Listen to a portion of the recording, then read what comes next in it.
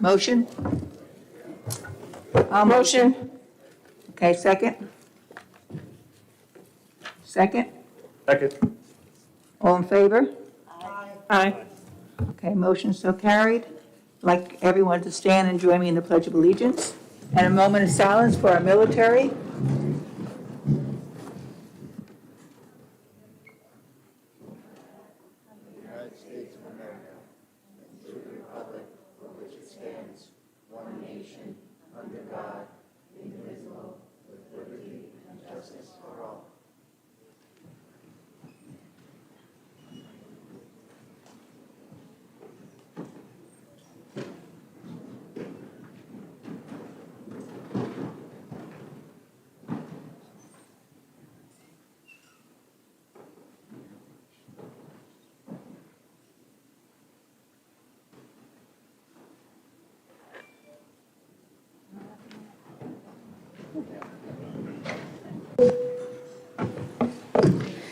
Yes, we have Mr. Murphy, Present.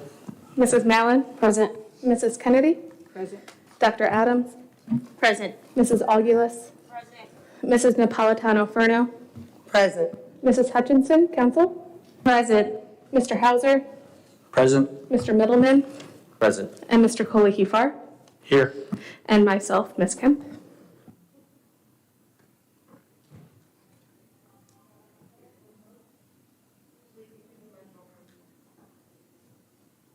I'd like to call for a motion and a second to accept the revised minutes of September 14th. Motion? Motion. Second? Second. All in favor? Aye. Aye. Motion so carried. This time, I'd like to pass the mic over to our superintendent, Dr. Adams, for our first performance with Mr. Brad Drinkwater. Thank you. Thank you. So October, among other things, is Board of Education Appreciation Month. So one of the things that we like to do is to show the board exactly how wonderful our students are, because they provide the budgets that allow us to do all of the things that we want to do with our students. So in front of you folks, I'm just going to announce first from our ceramics teacher, Mr. Osmer's ceramics class has made some gifts in honor of Board of Education Appreciation Month. The students who have presented those gifts to you are Ava Saraceno, Rebecca Ostrovsky, Alexis McCavanagh, Christina Lee, Alicia Gonzalez, and Isabella Hernandez. So please enjoy those gifts as their token of appreciation for you and some of the programs that you've put in place for them. And here they are. People want to see? Thank you very much. Yes. Thank you. Thank you so much. Can you send a thank you letter from the Board of Ed to these students? Jesse? Yes, I will do that. All right, and without further ado, I'd like to introduce Mr. Brad Drinkwater and the Connecticut High School Concert Choir. Come on down.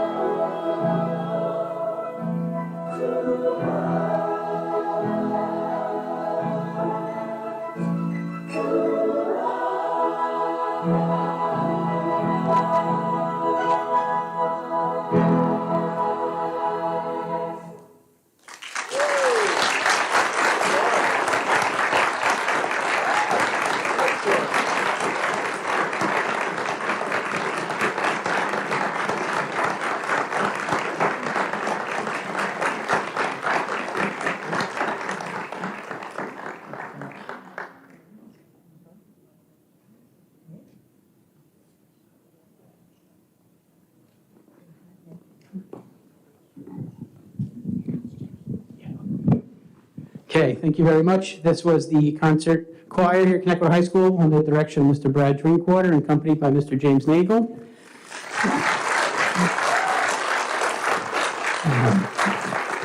This group was also selected to perform at the New York State School Board Association Conference at the end of October. Unfortunately, the conference this year has changed to a virtual platform, so although they're not able to attend in person, they will be sending in a recording of their performance. So I'd like to take this opportunity to recognize their invitation to perform at the convention.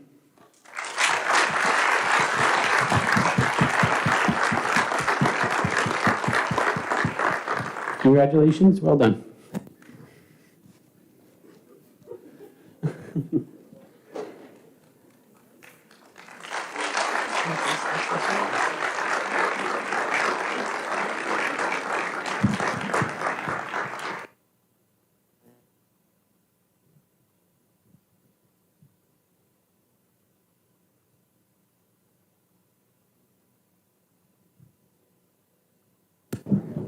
Okay, and as we're getting ourselves set up again, I just wanted to take another moment to thank Mr. Vincent Osmers. He does a tremendous job with our students and our ceramics program, and we're very fortunate to have such a special program here in our district. And that's why these students presented these handmade dishes for you all, so thank you for your support for our program. And thank you for bringing the students here, because this is what makes a good reason that we're here. This is why we're really here. And I enjoy the music department to begin with, but to hear them just makes my heart feel good. It really does. Likewise. Thank you.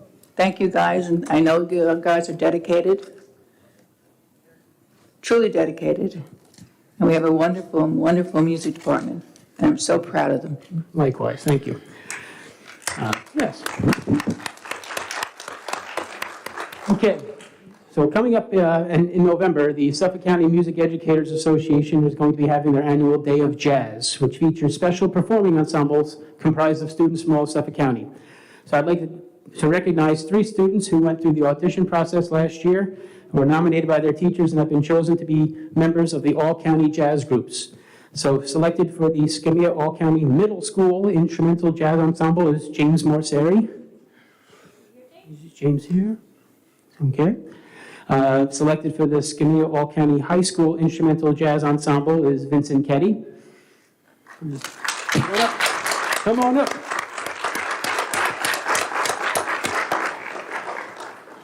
And selected for the Skamia All-County High School Vocal Jazz Ensemble is Nicholas Grigor. Come on down, Nico.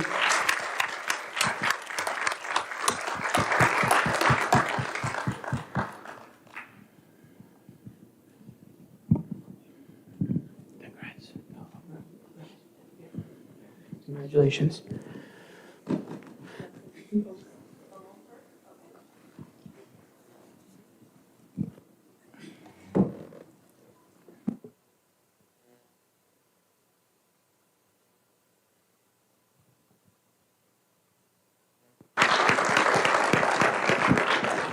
The New York State School Music Association, or NYSSMA, holds their conference in Rochester every year, which features performing ensembles comprised of the best musicians in our state. Last spring, over 6,500 sophomores and juniors from across the state of New York prepared an all-state evaluation in hope of being selected. There were 600 students chosen throughout the state to participate this year. And I'm honored to say that we had 5 students from our high school who were selected to perform in Rochester this upcoming December. And I'm also happy to say that we had 5 students who were selected as alternates for these ensembles. So if I call your name, please come on up. For the all-state band selection, we had John Armenia.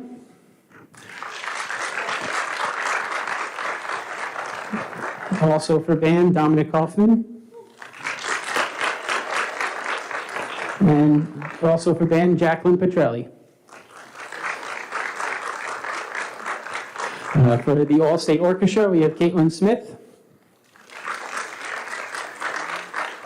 And for our mixed chorus, we had Isabella Kerr.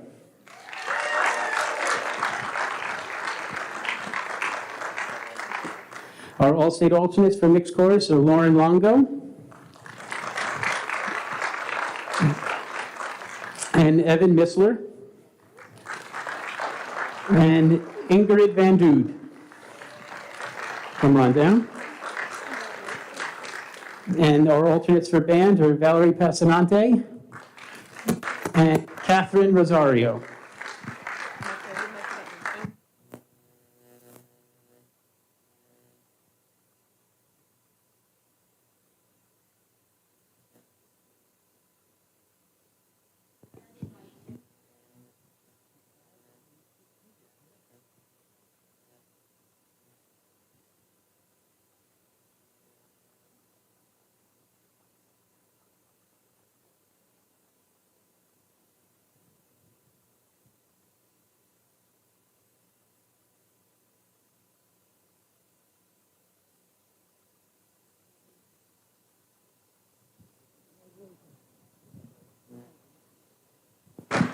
And one last here is the our National PTA Reflections Program. This was taken from their site about the program itself. But each year it encourages students of all ages to create and submit original works of art in the medium of their choice that reflect on the annual theme. Submissions are reviewed by the arts experts, and students are recognized for their artistic technique and ingenuity in bringing the theme to life.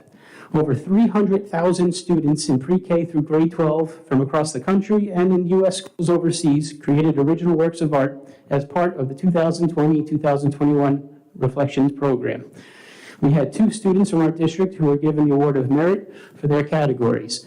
And these students are Isabella Franco Maciel from Cherokee Elementary School in the category of dance choreography. Come on up. And we had Bryn Burke from Oakdale Bohemia Middle School in the category of music composition.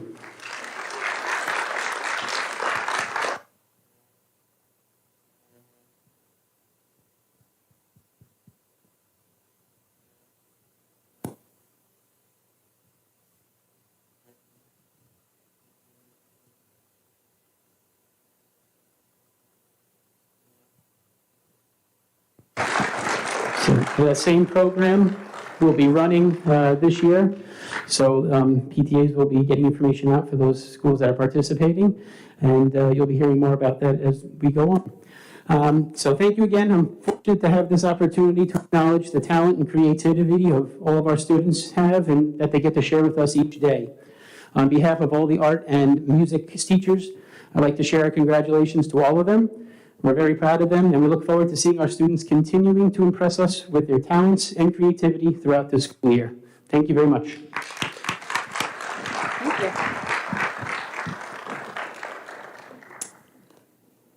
It's really nice to be able to have kids back in the auditorium, don't you think? Just the chills that I got listening to the chorus and presenting that where we couldn't have that last year. So I appreciate that work that went into last year and being able to continue to showcase our kids and what they did is amazing. At this time, I'm going to ask Angela Breslin, who is the Teen Services Coordinator at Connecticut Public Library, to come on down and talk about how well our kids did this summer in the Battle of the Books.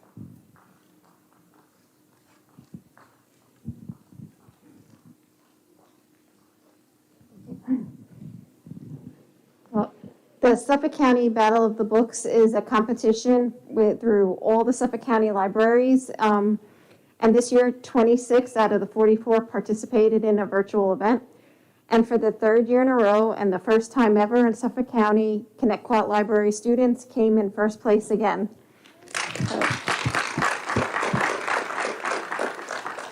And it's a pretty big feat. They have to read 6 books within about 8 weeks, memorize all sorts of facts, and compete against each other, each team. We scored 56 out of 60 on the first round and 21 out of 25 in the finals. So they did really, really well.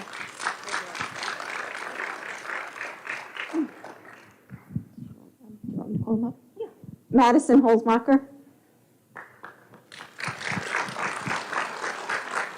Sophie Jamrazik. Laz Yamada. Hannah Antoniraj. Magdalene Antoniraj. Barsha Karthikeyan. Sydney Stylianos.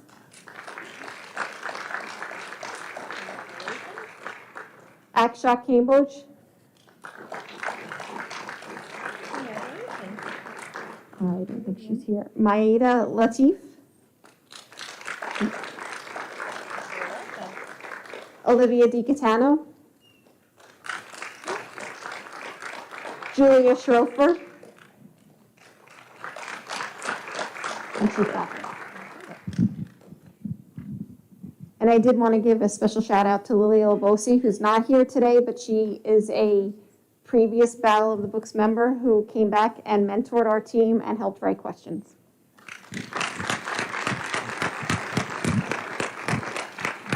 What do you want us to do here, Liz? Can you fit us in? Yeah. Okay. Come on, squish over a little bit.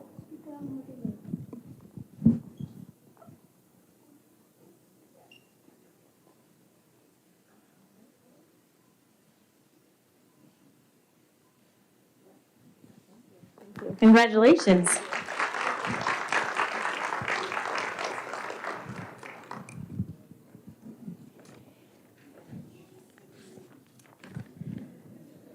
Okay, it's my pleasure to bring Mr. Peter Mallory, Director of Physical Education, Health, Athletics, and Recreation, down to the podium at this moment.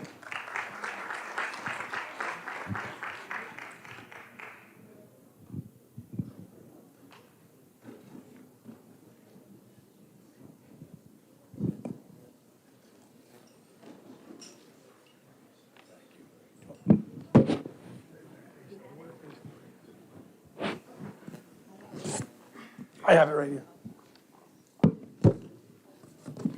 Come on down.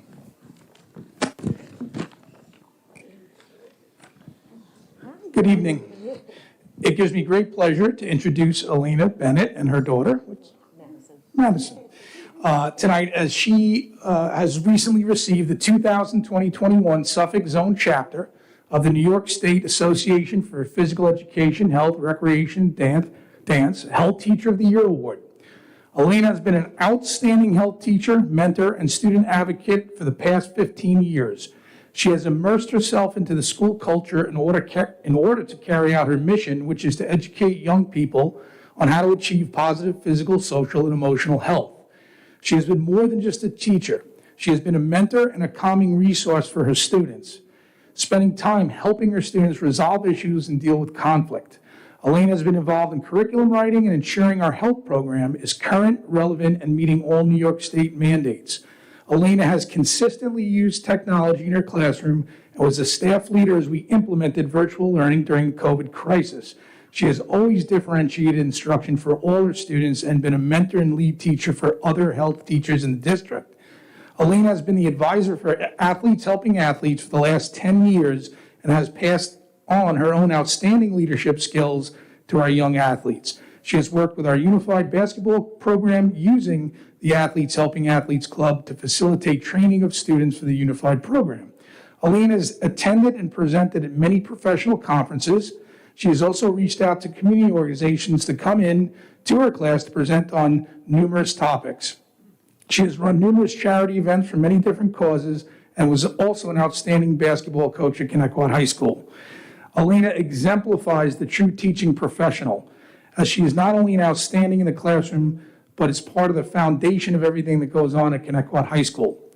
Her most outstanding attribute by far is her sincere and genuine care for all her students and her mission to ensure they achieve a healthy and happy life. It is my honor and privilege to introduce and honor Alina tonight as we honor her for being the Suffolk Zone Health Teacher of the Year recipient. Congratulations, Alina. You're welcome. Well deserved. Thank you.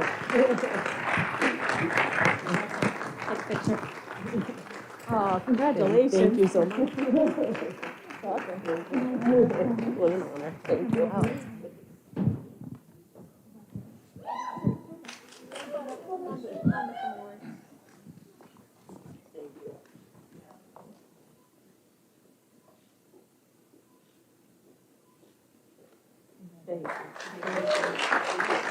Thank you.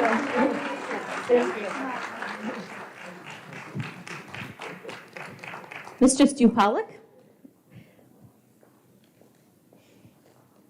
There he is. Come on down.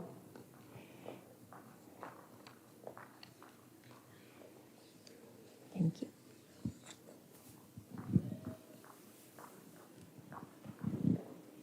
Mr. Pollock is a longtime principal of the Sycamore Avenue School, and I'm pleased to introduce him tonight so he can speak about one of his exceptional teachers. Thank you. I'm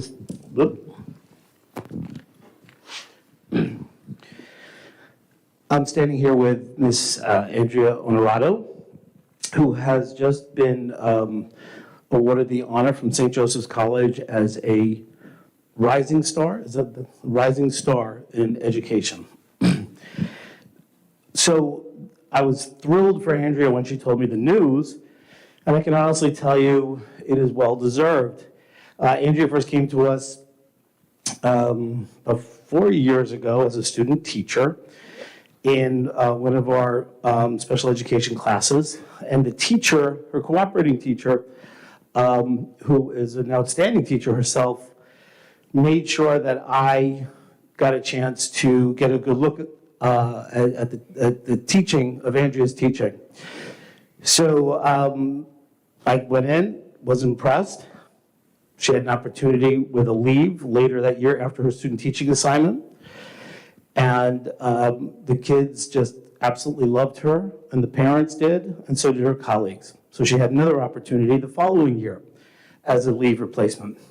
And since then has earned her probationary position and has had 3 very successful years at Sycamore. Andrea cares for children like nobody else. Both in their personal lives, and we shut down. She made sure that every child had what they needed, went above and beyond as she does all the time. And she is a learner. She has grown in the profession in 3 years in just a remarkable way. And she is on a trajectory that will be an incredibly bright future. So congratulations to you, Andrea. And well-deserved honor that she will be honored at the at a gala for St. Joseph's College on November 19th. So, thank you.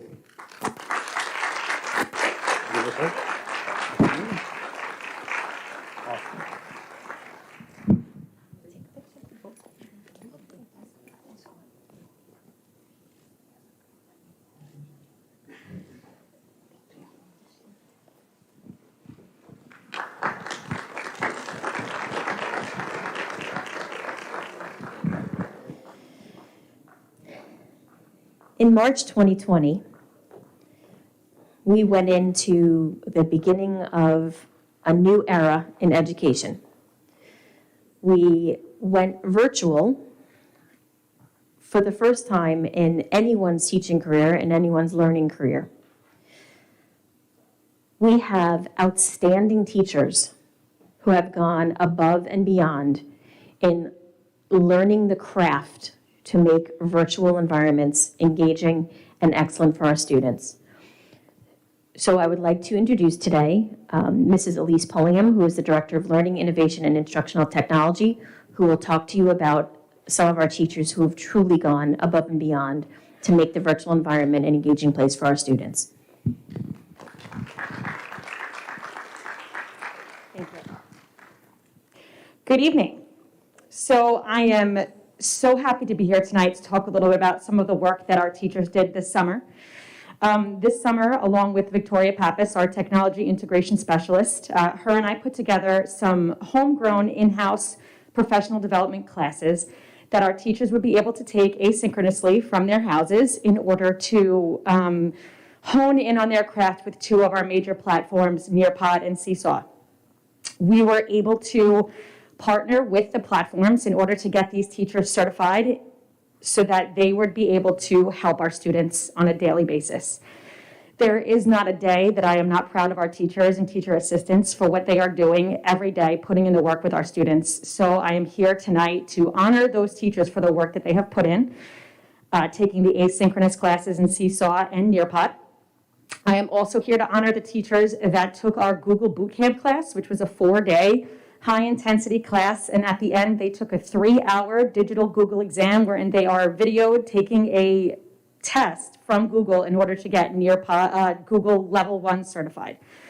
So this is really quite an achievement for these teachers, whether they are here with us tonight or at home tuning in. You know, I'm happy to be here to honor both teachers and teacher assistants that received these certifications.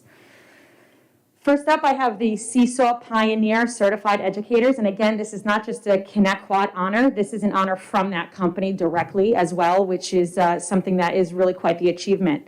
So I have Ariel Sloyer, Dennis Schindler, Jacqueline Marquez, Jamie Snow, Jenna Michelizzi, Jennifer Corcoran, Julie Ahern, Christina Tse, Lauren Drinkwater, Lisa Shearer, Jamie Lockhart, Nancy Agostini, Patricia Quigley, Terry LaFrance Sweet.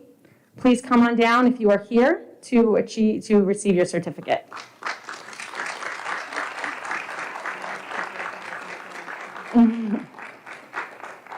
Jamie.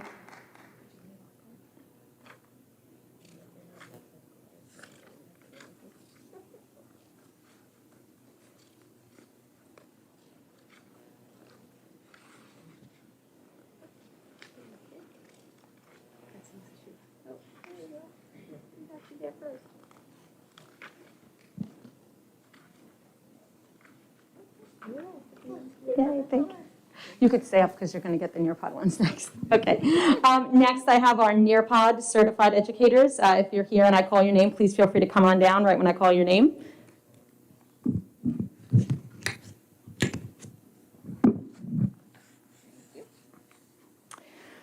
Jacqueline Zaccaro, Suzanne Mendez, Jessica Angelon, Laura Alonzo, Dennis Schindler, Jamie Lockhart, Laura Barnes, Grace Sullivan, Lisa Shearer, Scott Briner, Jessica Monteserato, Julia DeMeo,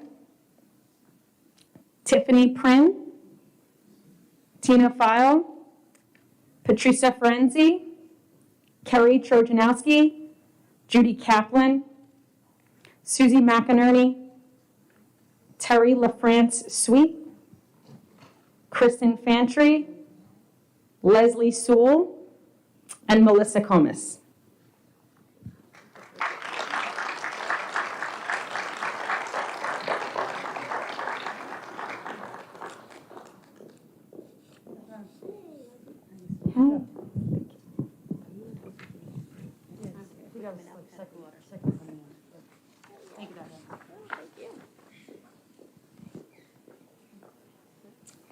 And finally, we have our Google Level 1 certified educators. We have Terry LaFrance Sweet, Peggy Matson, Victoria Sidorsky, Nancy Agostini, and Jessica Mayer.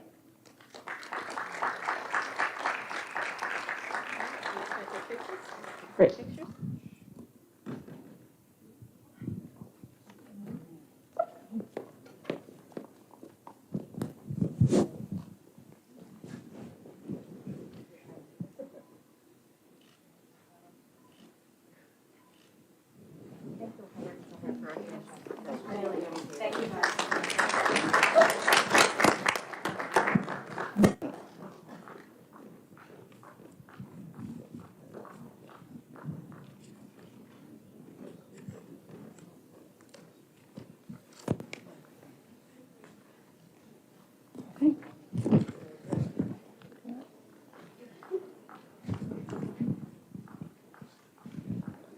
Okay, we now have a Oh, presentation. wait, before we do the presentation, do we have our student government here tonight?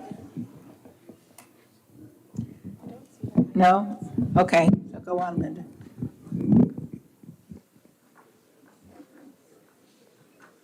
We have a presentation by Christine Miller and Christine Kunman from Whitson's, which is our food service company that works with us in Connecticut schools.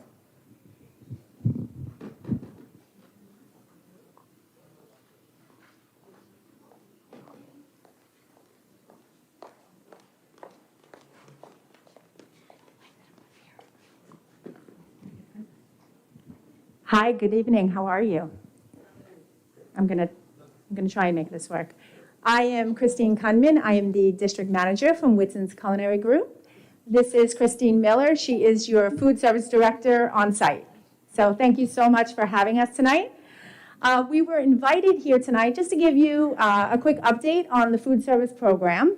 We've put together a little PowerPoint presentation that I'll just ask you to follow along, and I'll be happy to answer any questions at the end. So let me start by saying, so far tonight, it's been phenomenal, right? We had a choir sing, we have all these awards, recognition, and now we're at school lunch. So let's keep the good news going, right? So just to start off real quick, this year, I'd love to tell you that your breakfast program in your high school has been phenomenal. Just to give you a little update, in the past, you used to serve about 85 breakfasts a day. That's the ADP, average daily participation. This year, today, you served 600, which is phenomenal. And we expect that to increase throughout the year. That's a new opportunity for us and for the district, so congratulations on that. Your average daily participation for lunch in the past as a district as a whole was roughly around 2,400. This year, you're already at 3,200 per day, which again is phenomenal. That speaks volumes because the kids are enjoying the program, they're eating, they're participating, and they're participating more now than they did in the past with a lot less options due to all the COVID restrictions. So what does this equal for the district? Well, it's an additional 1,300 meals combined on a daily basis between breakfast and lunch, which is great for the students here. It also adds an additional 62 cents additional federal reimbursement that you'll be receiving for every breakfast, and an additional, put my glasses on, 84 cents for lunch this year as well. So that will definitely help our fund balance going forward. And that's because the program changed a little bit, the requirements changed, and the business office and the superintendent were able to acquire additional revenue for the district through waivers that were available through the government. So with that said, I'd like to start the PowerPoint presentation. So as you know, back in 2013, Michelle Obama instituted the Healthy Hunger Free Kids Act. And I'll skim through these. I know you have a copy of this, but I'll skim through it briefly. So what was the point of this? They wanted to make sure that they could help control child obesity, put regulations in place, regulate calories, fat, sodium, and so on. Your school breakfast program and your school lunch program is divided into different grade groups, and as you can see on the chart, there's a certain meal pattern that has to be followed, certain components of the meal pattern, serving size associated to it, and also calories. Different for breakfast, of course, and then also for lunch. So your program is offer versus serve for breakfast and lunch, which means we offer a certain amount of components, but we must serve a certain amount of components to make sure that the district receives the reimbursement for the meal. So as an example, as you can see for breakfast, 4 components must be offered, 3 components must be selected. As an example, there's a muffin here that was actually what was offered for breakfast this morning in your high school, coincidentally. We offer a fruit and we offer a milk. That consists of the 4 components. 4 components doesn't necessarily mean 4 items. A muffin constitutes 2 components because it equals 2 grains, just to give you an example of how that works. So every reimbursable meal you serve for breakfast today was a muffin and a fruit, and if they wanted a milk along with that, they could have all of those options available. As you see here, this is the pattern for lunch as well. So there are no longer restrictions on the amount of items that you can have, but there are restrictions on calories to be served. And I'll go into that a little bit later on. But again, different components of the meals, the fruits, the vegetables, the grains, the proteins, and of course the milk. So these pictures were taken from your high school. I think what a lot of people may not understand is what really is included in a meal and what are the children actually choosing. So all these requirements were put in place to make sure that they had the right amount of grains and the right amount of proteins and the correct amount of calories and sodium and fat and sugar and so on. So this is an example of a high school meal where a student could choose a salad as their entree, the grain that went with it, the milk, the fruits, and the protein. This is every single thing they could walk away with. It's a lot of food to eat in a short amount of time.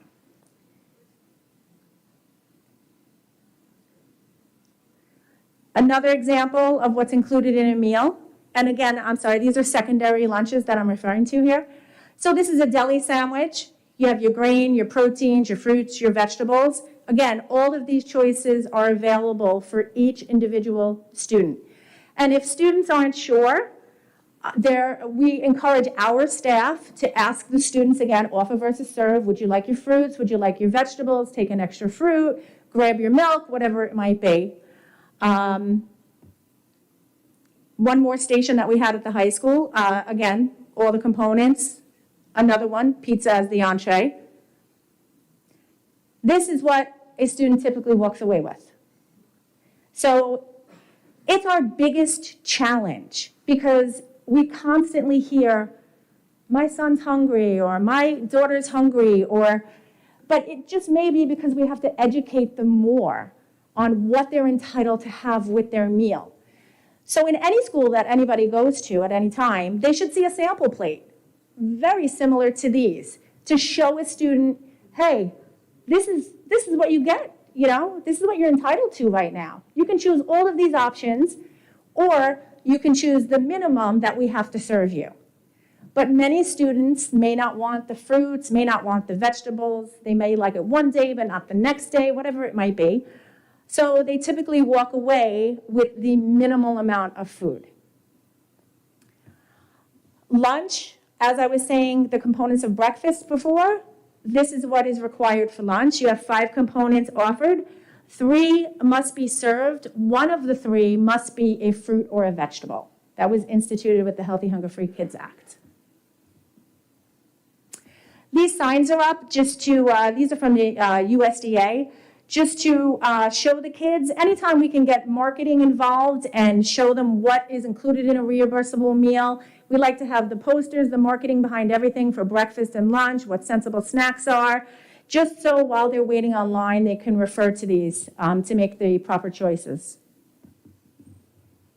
So crediting meal components, fruits and vegetables. Like I said, things don't always go by numbers. If I say 2 components, it may equal 2 items or it may equal 1 item depending on what it is. There's certain vegetable subgroups that were put in place. So in the past, before 2010, we were able to serve a vegetable of our choice.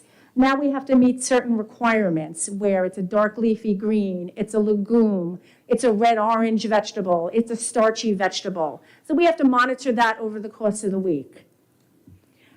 This is a chart that you can find in some of the schools that will tell you what those vegetables are. And when Christine makes the menu, she chooses from these categories. So again, meat alternate, that is part of your main entree for lunchtime. So it's not necessarily chicken, it could be cheese, it could be yogurt. So different proteins that we add in. Those are measured by weight, some things are measured by volume. Crediting meal components for grains, again, there's waivers in place that Connecticut did apply for, where we could use whole grain items or we could use non-whole grain items, such as the pizza dough in the high school. I think that's one of the things they're famous for, unbelievable pies at that high school. Thank you.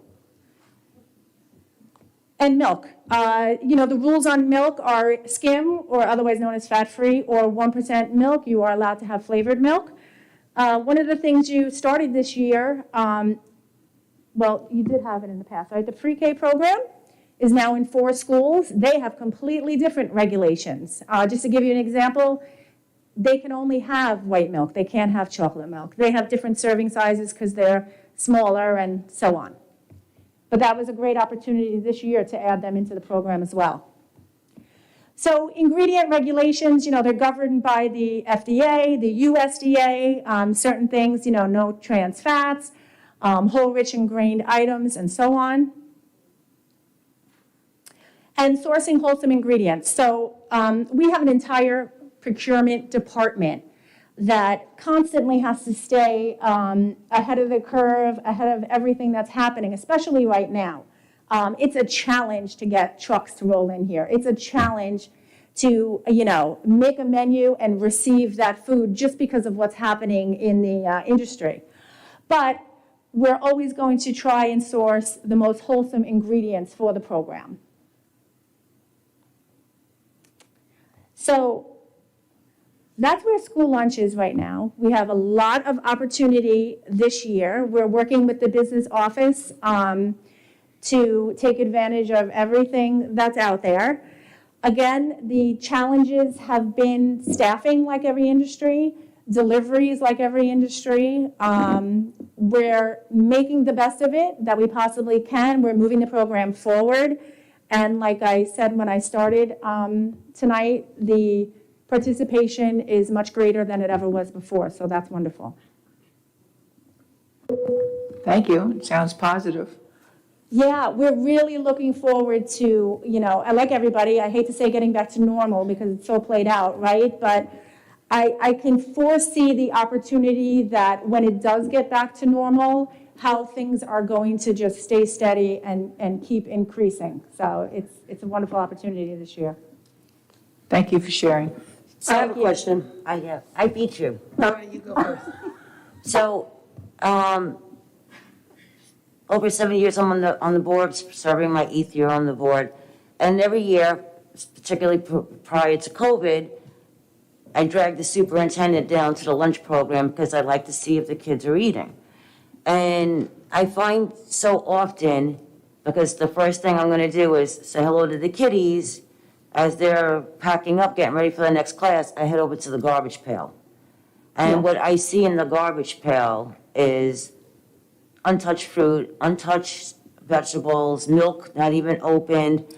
And I understand that we fund a lot of the shortage. So at the end of the year, we can't, make bank, we have to fund it. And, last time was almost $400,000 we're funding into the lunch program.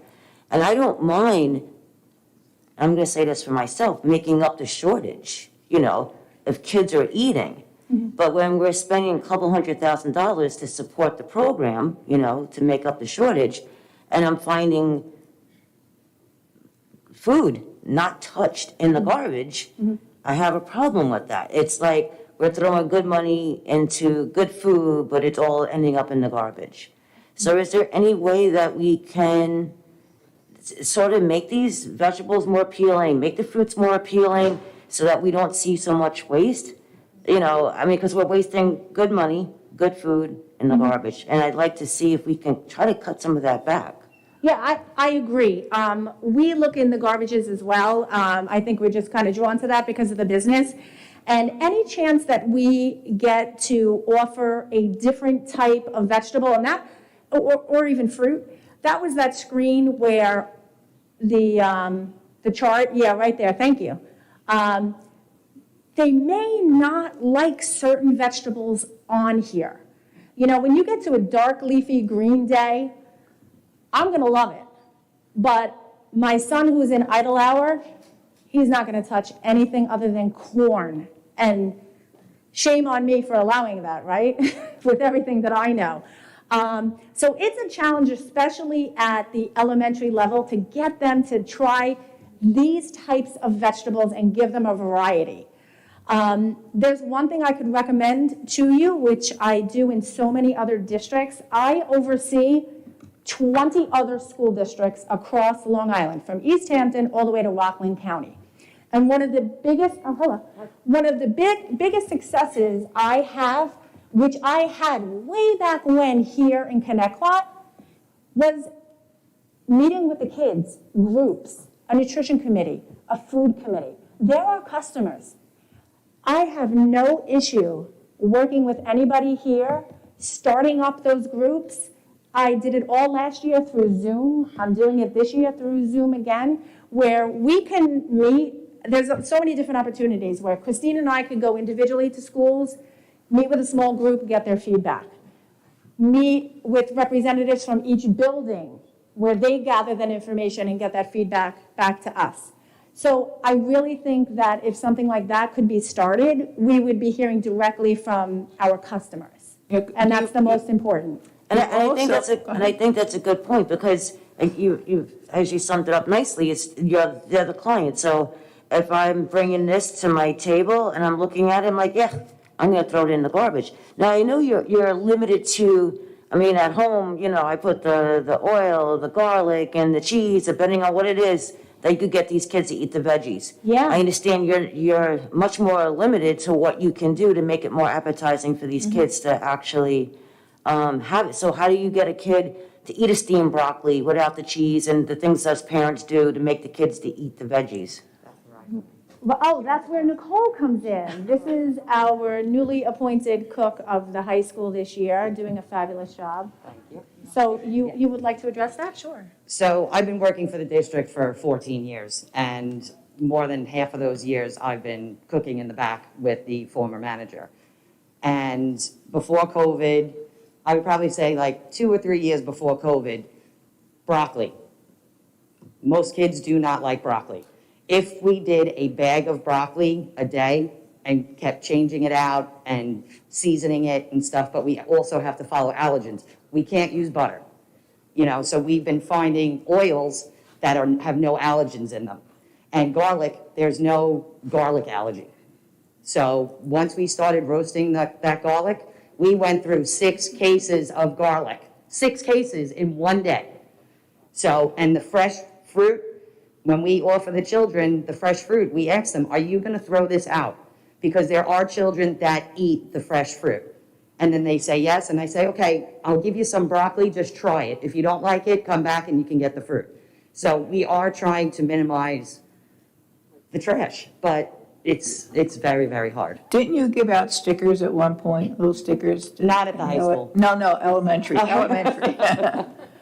I thought you did that one year. Yeah, we did. We gave Yeah. out stickers that said, like, try this, I tried a vegetable today, and got a little knick-knack, and now that they're coming back down to the cafeteria, we can start that again. I actually already ordered them. Okay. I have handouts for them. Actually, today, this is National Lunch Week this week, Nutrition Week, and they got a free bottle of water today with their lunch if they wanted to take it in the elementary. Tomorrow's the middle school, and the high school had something on Friday. Now, didn't you guys also do, I think particularly at the secondary level, is that you had like chefs come in like every so often, and that also gained a lot of attention for the kids to want the lunch? And again, I know that was pre-COVID. Is that something you guys can bring back again? Because I know that was a big hit. Okay, so I totally understand. I'm totally on board with the chefs and stuff. The issue that we have right now at the high school, we only have 3 stations open. We only have 8 girls in the afternoon, and we're serving 1,400 lunches. They don't have time. I had to put our delivery away, which was almost 400 pieces, by myself, because we are so that's it. It's insane. It's like, and we're putting it out there where everybody's telling their friends, their cousins, their aunts, whatever, come get a job, work in the school, you're off when the kids are off. It is so hard to get somebody to come and work in the high school, to work in any kitchen, to be food service. And then you have to top it off, especially around kids and people nervous with COVID, so that's a strike. And it's just, they're nonstop, they just don't stop coming. And 6th period, it's crazy, 6th period. The opportunity is out there. Everybody loves that guest chef program, and we actually have that guest chef floating around right now. Unfortunately, he's more of an emergency person than the guest chef, which we intended. But I'm sure as soon as we get a little bit more grounded in the kitchen, we'll be able to bring that back. Or what we could do is talk about how we could really just lessen the offerings for a day and focus on just a guest chef for the day as well. So there's ways that we can talk about that to get that back and, have that excitement going in the high school again. And that's where you're gonna get them to eat those fruits and vegetables prepared, a different way other than, what Nicole is doing, and not throw them in the garbage, right? Yeah, but, Yeah. but putting it in the garlic, I mean, the kids it just changes the flavor, and the kids eat it up. They don't And even it's not that dark, Yes. yucky green. It's a vibrant green with a little char on it, It's and not overcooked, right? it's definitely not overcooked. Yeah. How are you guys doing with I know it's nationwide, it's not just us, but the shortage of food coming in and balancing it out with what's going out to the kids? I know that some kids want to get a second meal. I know some kids, especially like in the high school, I'm thinking there's probably more of a need for more food. Yeah. What are you guys doing with the issues of the shortage? Is there something that you're able to do creatively to get? Yeah, nope. Okay. So, we knew this was going to happen. Can you hear me okay? Yeah. We knew this back in last March, that this shortage was going to happen. So that's where our purchasing department was able to keep us up to date on what we needed to pre-order 6 months before this school year even started, so our vendors would get that supply in to have it available for us. That's great. Wow. That was the first step of this disaster that we're in. Christine has minimized her menu. So I have to say, you have a wonderful high school, one of the best looking high schools I've seen, and I'm in a lot of them. Beautiful stations, everything is just wonderful, appealing, but now, like I believe Nicole said, or Christine, you're down to 3 stations because of the staffing. So the food shortages and the staffing kind of go hand in hand, and you're still doing more meals, which is great.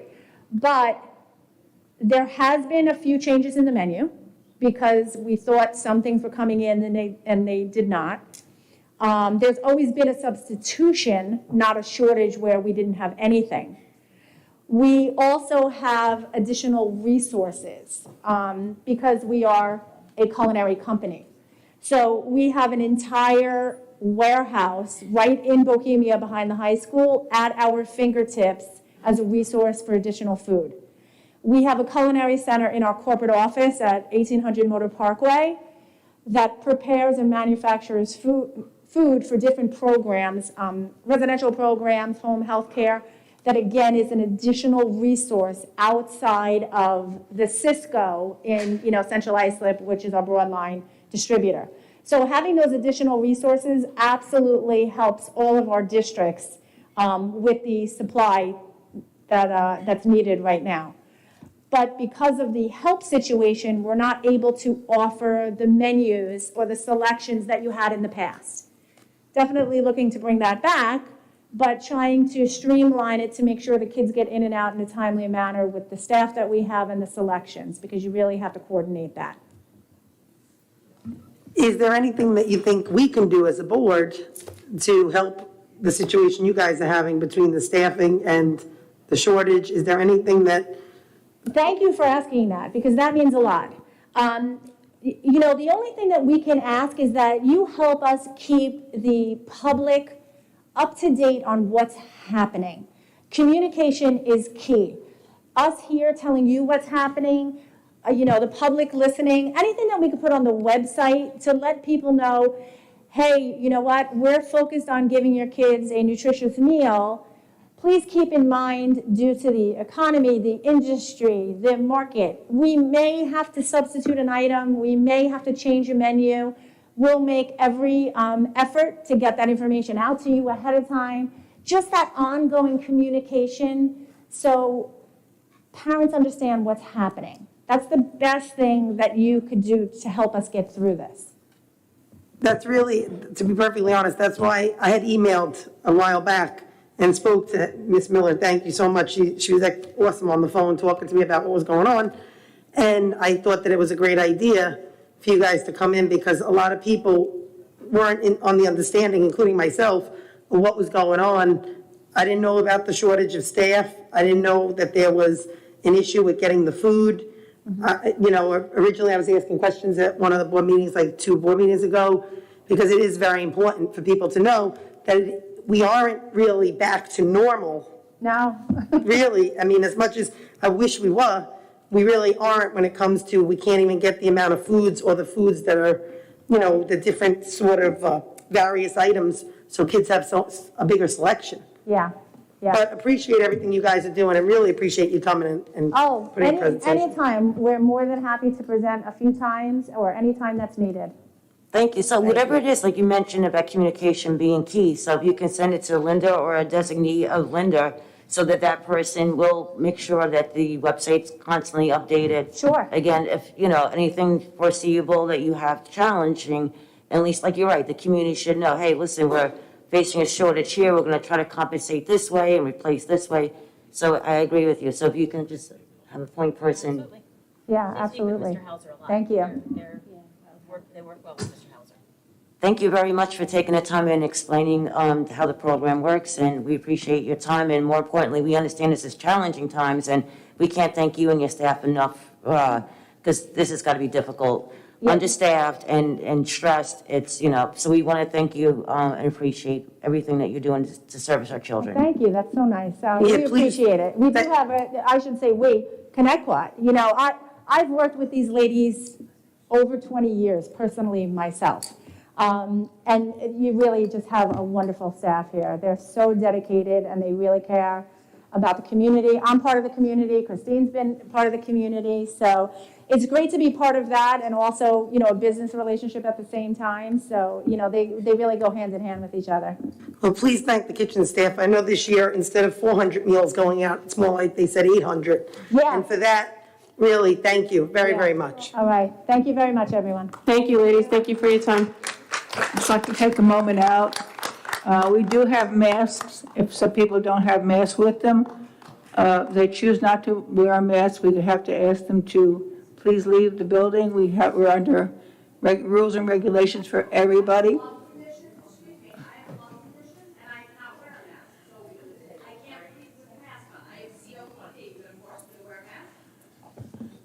Mr. Flynn, you know the regulations? Does she have the paperwork?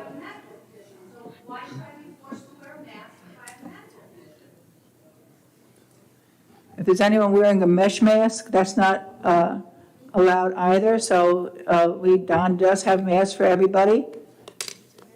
You need to wear them. You see them?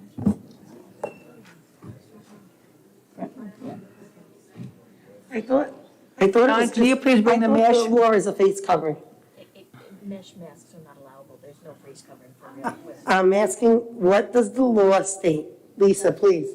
So there are exceptions for accommodations for individuals with disabilities, but that's a discussion, with the district in terms of, what that exception should look like for that individual. No, this is about masks that are see-through. I don't know about mesh masks, I have to be honest with you. Yeah, I just that's know what I'm about saying. accommodations and, Under the eyes of the law, it says, the law says face coverings. It does not elaborate. This was the same problem we had a week ago when people were questioning if they were allowed to wear gaiters. It's face covering, and that's all it says. Right. The superintendent's going to look it up. Okay, so let's go on to the next thing. We're going to we're going into discussion items.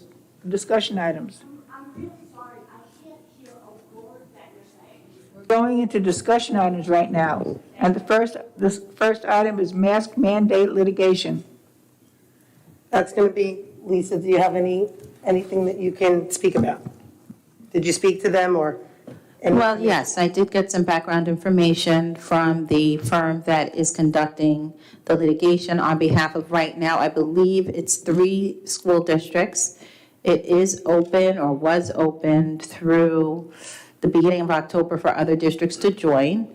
And essentially, they're challenging the ability of the state, meaning the Department of Health and the governor, to mandate masks and the process that was used regarding same. So the district does have an opportunity to consider joining the litigation.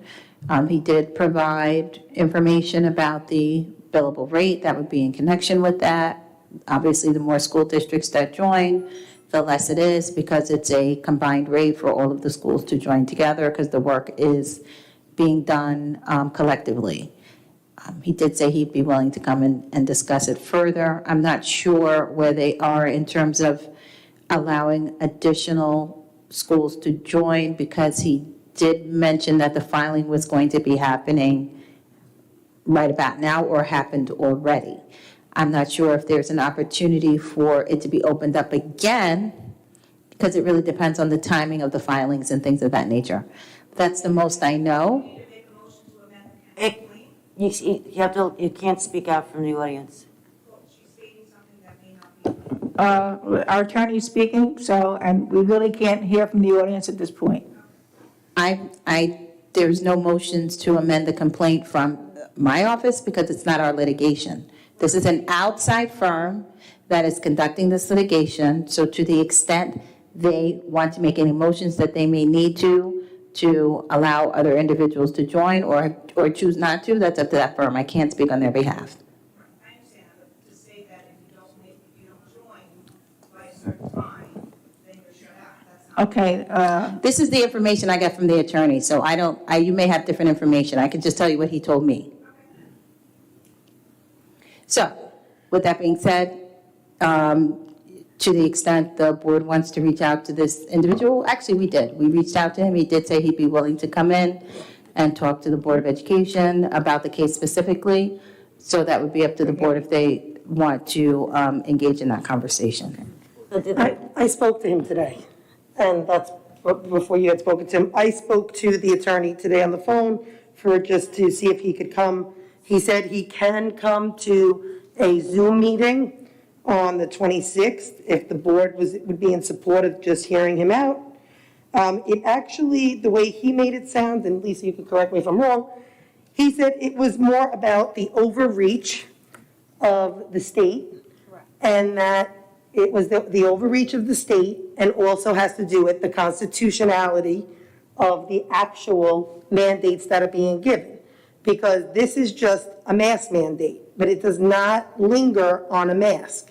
It lingers on bringing back the potential power to the school board, because the school board essentially has no power right now as it stands in the district when it comes to masks and when it comes to this mandatory testing of the teachers and staff, when it comes to the mandatory possible vaccine that will be coming down possibly. And honestly, the way that it sounded like it's going to go in sections. First, the staff being mandated a vaccine, then the possibility of any athlete. As it sits right now, I was just told by the attorney this morning that places like the Armory and places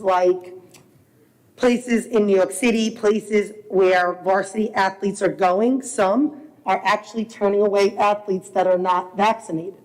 So there's a lot of mandates that are coming down, and people think it's just about the mask. He specifically told me it's more about the constitutionality, excuse my enunciation here. But, so whether it be against the Constitution, how there is an overreach with the government, and how really local government should at least have the power to make the decision. That does not mean that we, as a board, I can only speak for myself as an individual, that I would be for just taking off the masks and saying no masks. It's really more for saying, what could we do to accommodate all? What could we do that would be the best and most humane way to do something? You know, if masks are truly protecting, then if somebody is vaccinated and doesn't want to wear their mask and wants parental choice, why would we not give that person choice as long as they're able to distance, let's say? I'm just throwing things out. It's not been sat down. But it's, like I said, it's not strictly about masks, and that's what people seem to get mistaken. It's about the mandate that came down, and that right now they essentially run the mandates, and they could come up with more mandates if they choose under this 2.6. He was explaining some 2.6. I mean, that's the law that permits or authorizes the Department of Health to put out regulations with regard to public health issues. How you have vaccines in schools for other issues is the same regulation that authorizes them to put out the vaccine mandates. So this litigation is contesting that and the role of the governor and the state with regard to the process to mandate masks. So now, I understand that there was $100,000, and could that exceed the $100,000, or was that a cap regardless of how much time they are in pursuant of these mandates? When you say $100,000, you mean in attorney's fees? Yeah, I believe it was somewhere that it was written, it was a $100,000 cap. So if 5 districts want to join in, it's $20,000. You know, the more that join in, the less that the fees are, but it was capped at 100. I believe so, but I'm uncomfortable talking about his fees. I would rather him come and talk to the board about that himself, but I'll look at what he put in writing and confirm that. Then can is there support on the board to at least hear out the person through Zoom at the next meeting? I am. I'm a yes.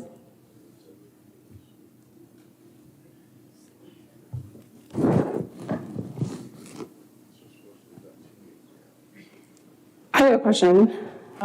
If the litigation passes, it affects every school, not just the schools in the litigation, correct? You know, once again, I would have him come and tell you what the ultimate outcome of the litigation would be, but typically, when it comes to litigation, if there's one plaintiff or complainant in the litigation, and it's, let's say, a public entity, that rule would apply to all, right?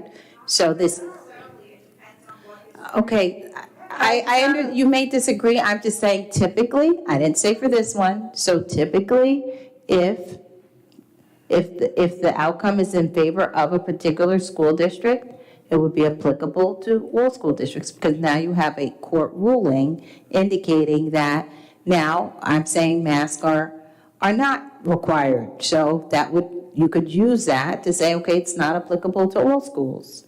Or you could use it to say it is. It depends on what the outcome is.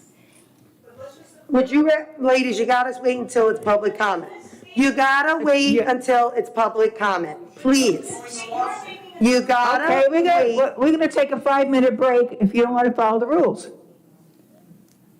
So please explain to me if there No. You have to understand, this is our meeting in public, and you're welcome to sit here and listen in. You have time that you can speak, but that's about it. You know, this is how we have our meetings. Every week, it's been this way for years. It's not because of this. This is the way this is run. You have an opportunity to speak when it's that time and ask and make a statement, but not just to jump in and interrupt, because that's really rude. And what I'm talking Lisa, go about ahead. is legal precedent, right? That's just how the law works. Doesn't mean that it can't be appealed, doesn't mean it can't be ultimately overruled by the Supreme Court, but typically, legal process is, it works on precedent. So if a court rules in one way or the other, then typically it applies to that particular jurisdiction. Many times it's appealed right away, so maybe there's an injunction for it not to be applicable, but that's typically how the law works.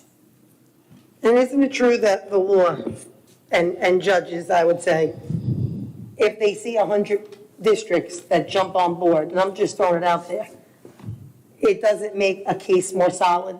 It doesn't make it more, it's kind of like we're saying, we would get surveys. As a matter of fact, that's the next thing I want to discuss is actually sending a survey out to the district. We talk about surveys. I've never really been big on them because I don't think they're done, in my opinion, in the most fair manner. But I do think that, you know, it would be a good thing to send out a survey and get an idea from the community what they feel. How do they feel? We were elected by them.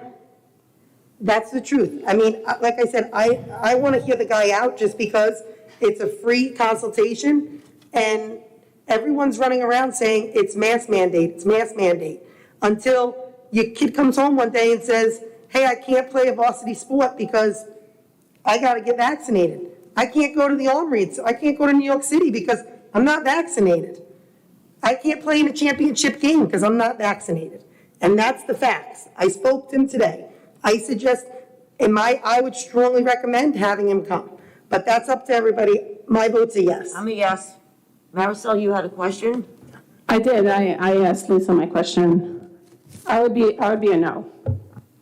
You're a no? I'm a no. Brian? So Jackie, you just asked if 100 districts join, does it make it a more powerful statement? And I didn't think we heard Lisa's answer, because I'm for parent choice, but I'm also for, if there's a lawsuit, and there's precedent. So if we join or don't join, is it going to make a difference in the outcome of these other 2 or 3 school districts that are involved? I can't answer that. Maybe Well, Lisa can, but I can tell you. That was for the attorney. Right, but I can tell you this. I'm at least doing my due diligence for the people who are asking for us to do our due diligence, the same way people asked me when it was armed guards to do my due diligence and sit with the superintendent. Dr. Adams had a committee and did her due diligence, and I was there with her through it all with other board members because we did our due diligence.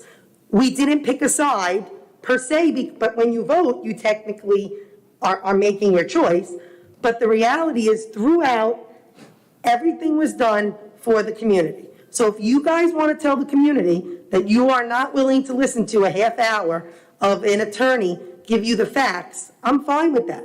As long as we're giving this community transparency and they know that myself and my Lynn are for looking into the lawsuit.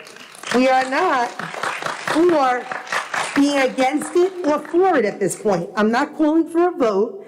I'm certainly not calling. I'm actually for right now sending a letter like Riverhead looked into doing. Maybe if everybody did their due diligence and looked into this, they too would know what's going on out there, because Riverhead is sending a letter, a strong letter of support to the other 3 districts that are Eastport, South Manor, Locust Valley, and Brian had asked. It's board discussions, Right. Lee. No, You're interrupting, and that's Brian rude. Brian asked the attorney for an answer. So I believe the question was whether if more districts are involved, that will make a difference. So the court has to decide based on the law, right? There would be more publicity, I would imagine. It would certainly get the attention, I would imagine, of, I don't know, whoever's involved, so I can't say that it wouldn't. If they say 100 districts are involved, they would say, boy, this is a matter of concern. I would imagine the court would look at that.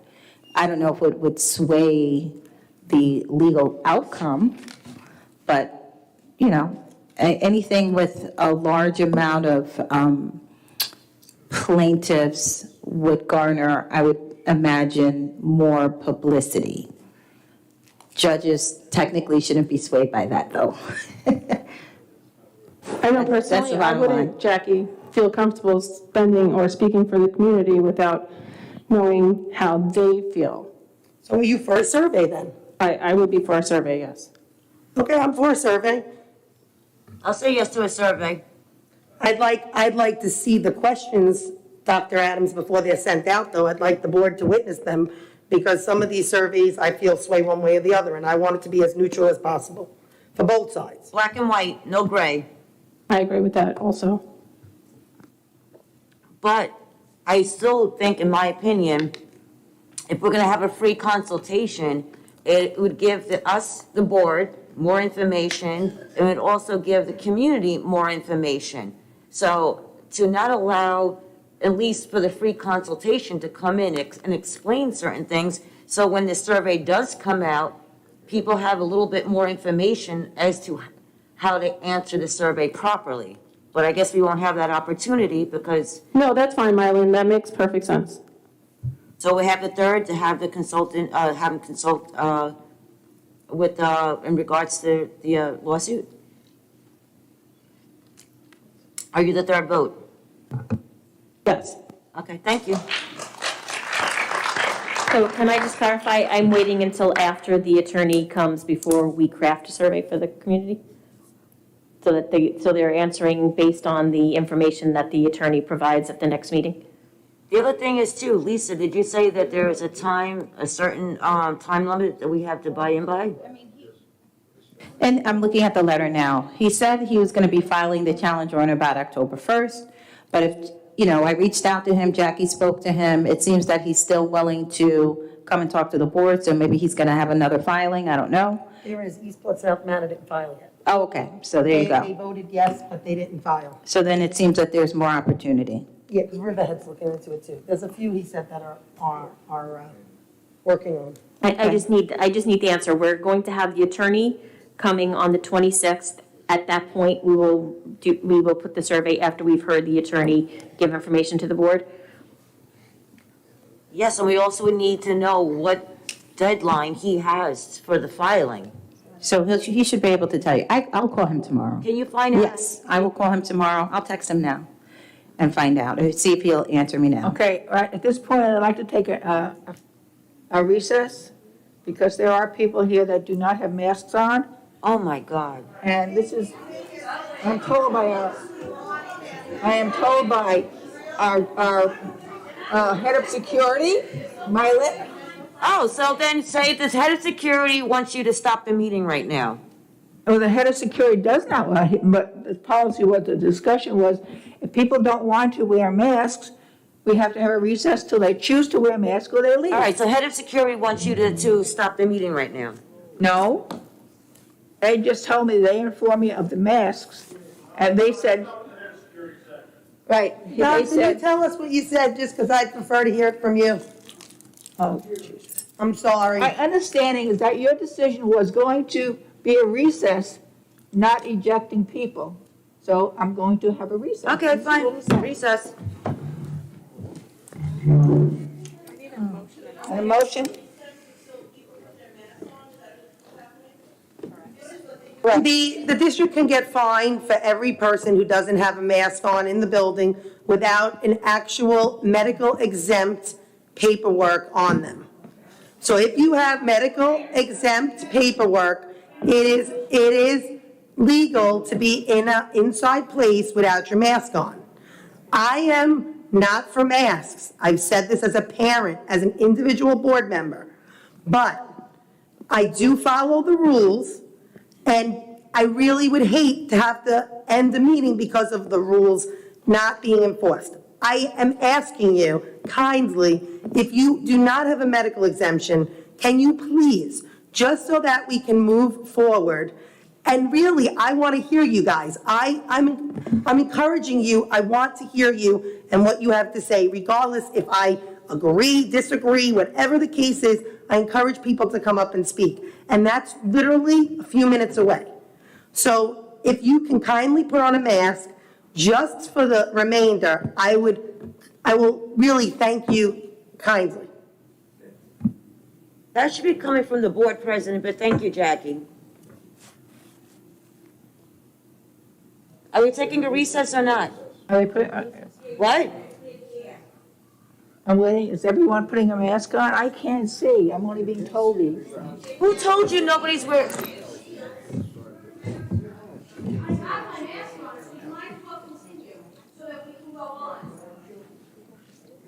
Thank you, guys. I really appreciate it, honestly.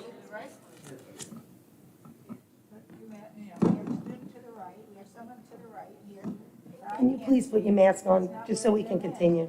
Please.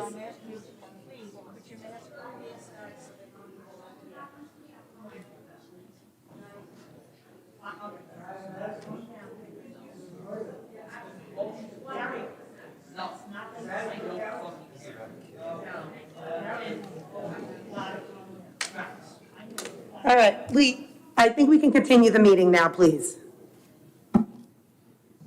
And thank you, guys, please, thank you.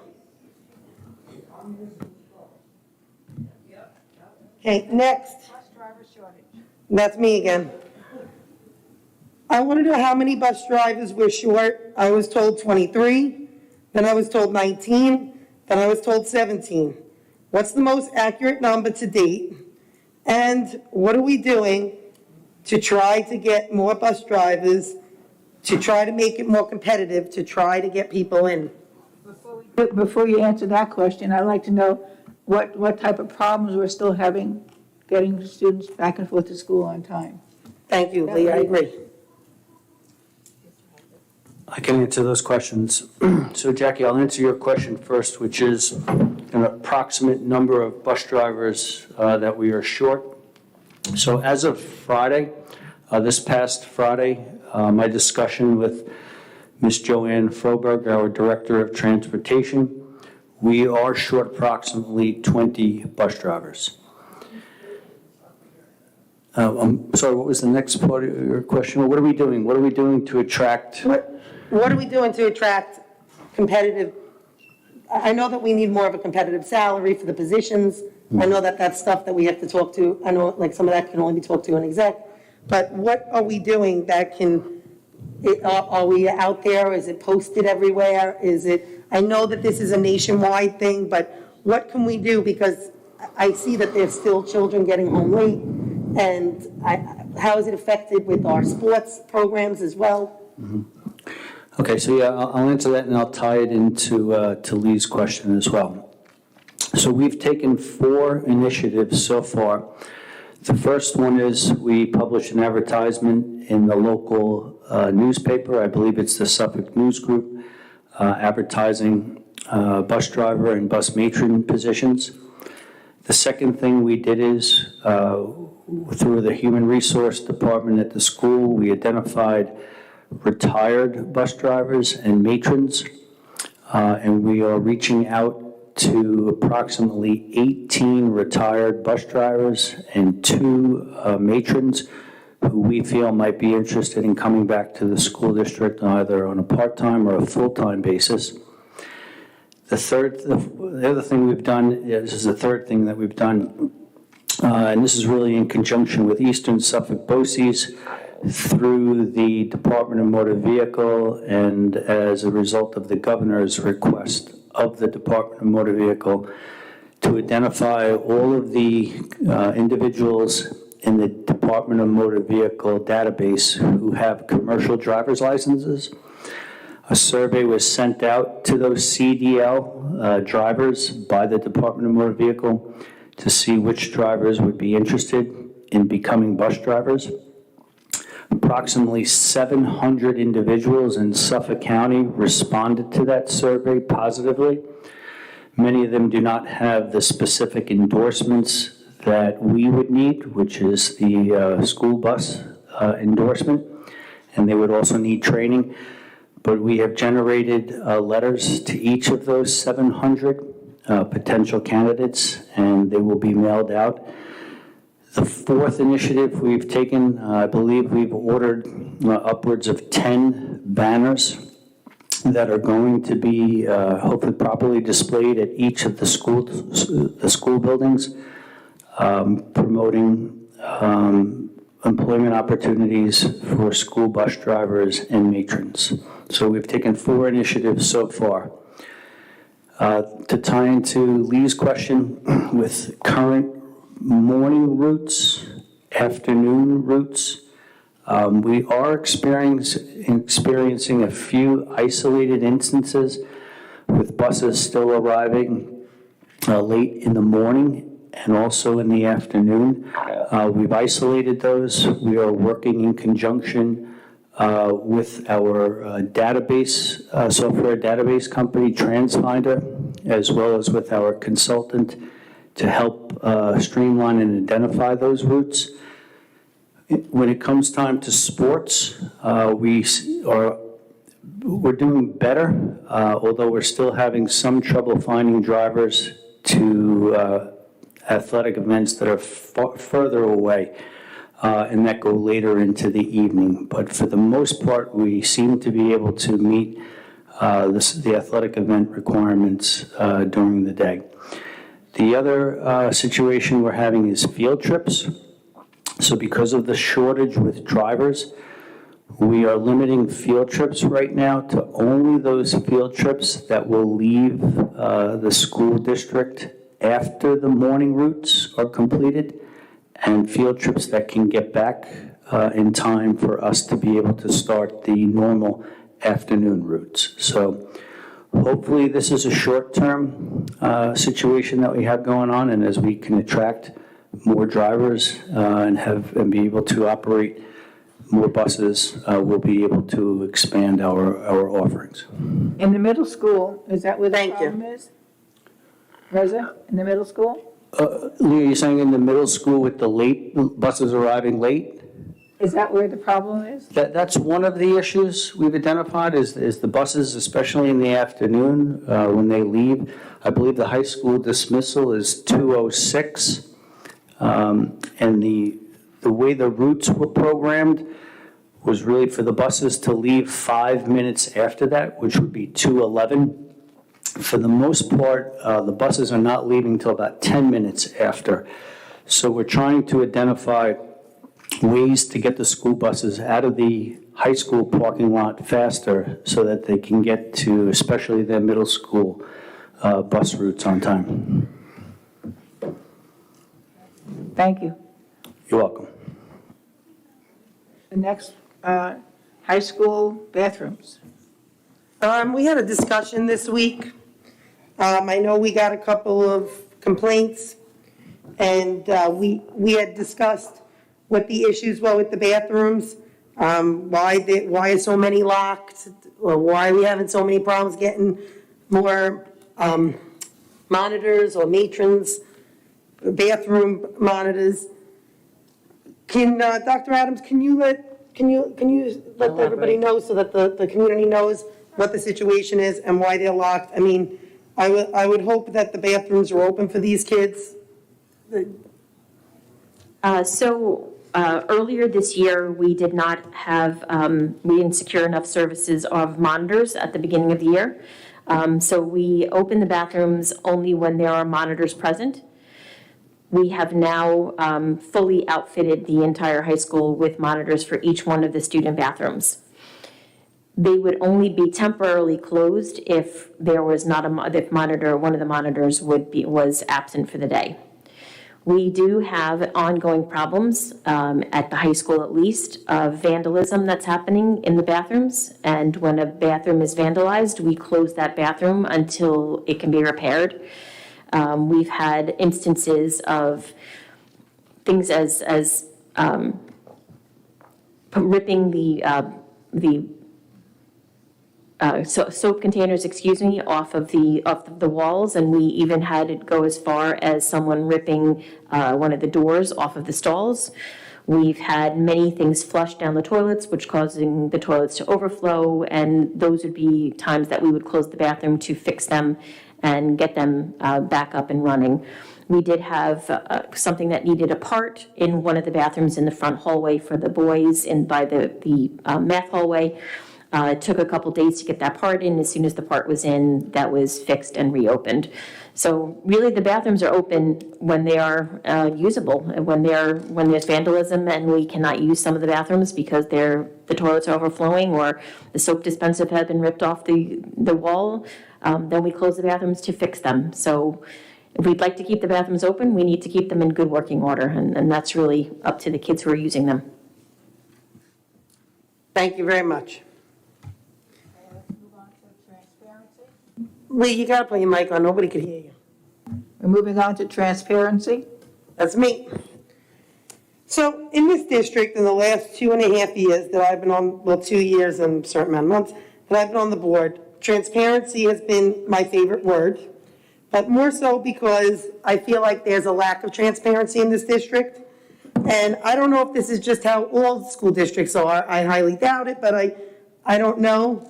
What I know is that there is too many things that don't get out to the community in a swift manner with some sort of information. We had a few incidents over the last month, and I just feel like people are, I see things, whether it's through emails, whether it's through social media, whatever the case may be. It's a lot of upsetment, frustration, and really people are only looking for communication. They just want to know what's going on. So I'm just hoping that in the future we can work towards more transparency as one.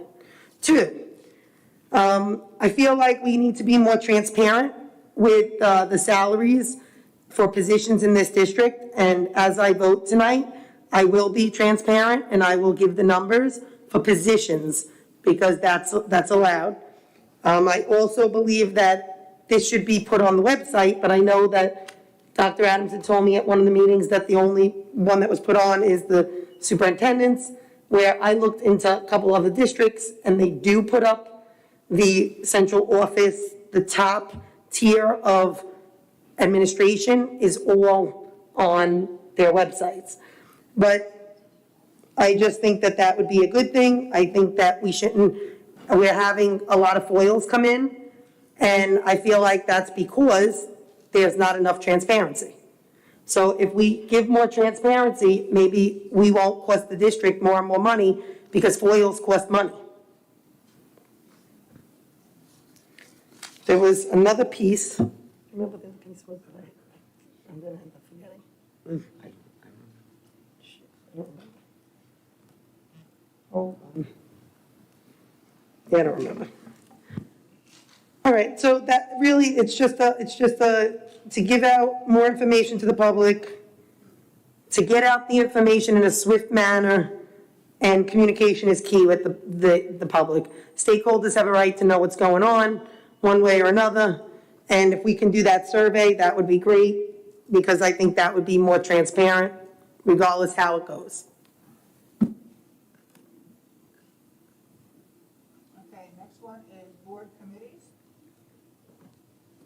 Yeah, I put this on, I understand that we have the same committees every year at our reorg meeting, and you brought it to my attention that there hasn't been a technology meeting in quite some time.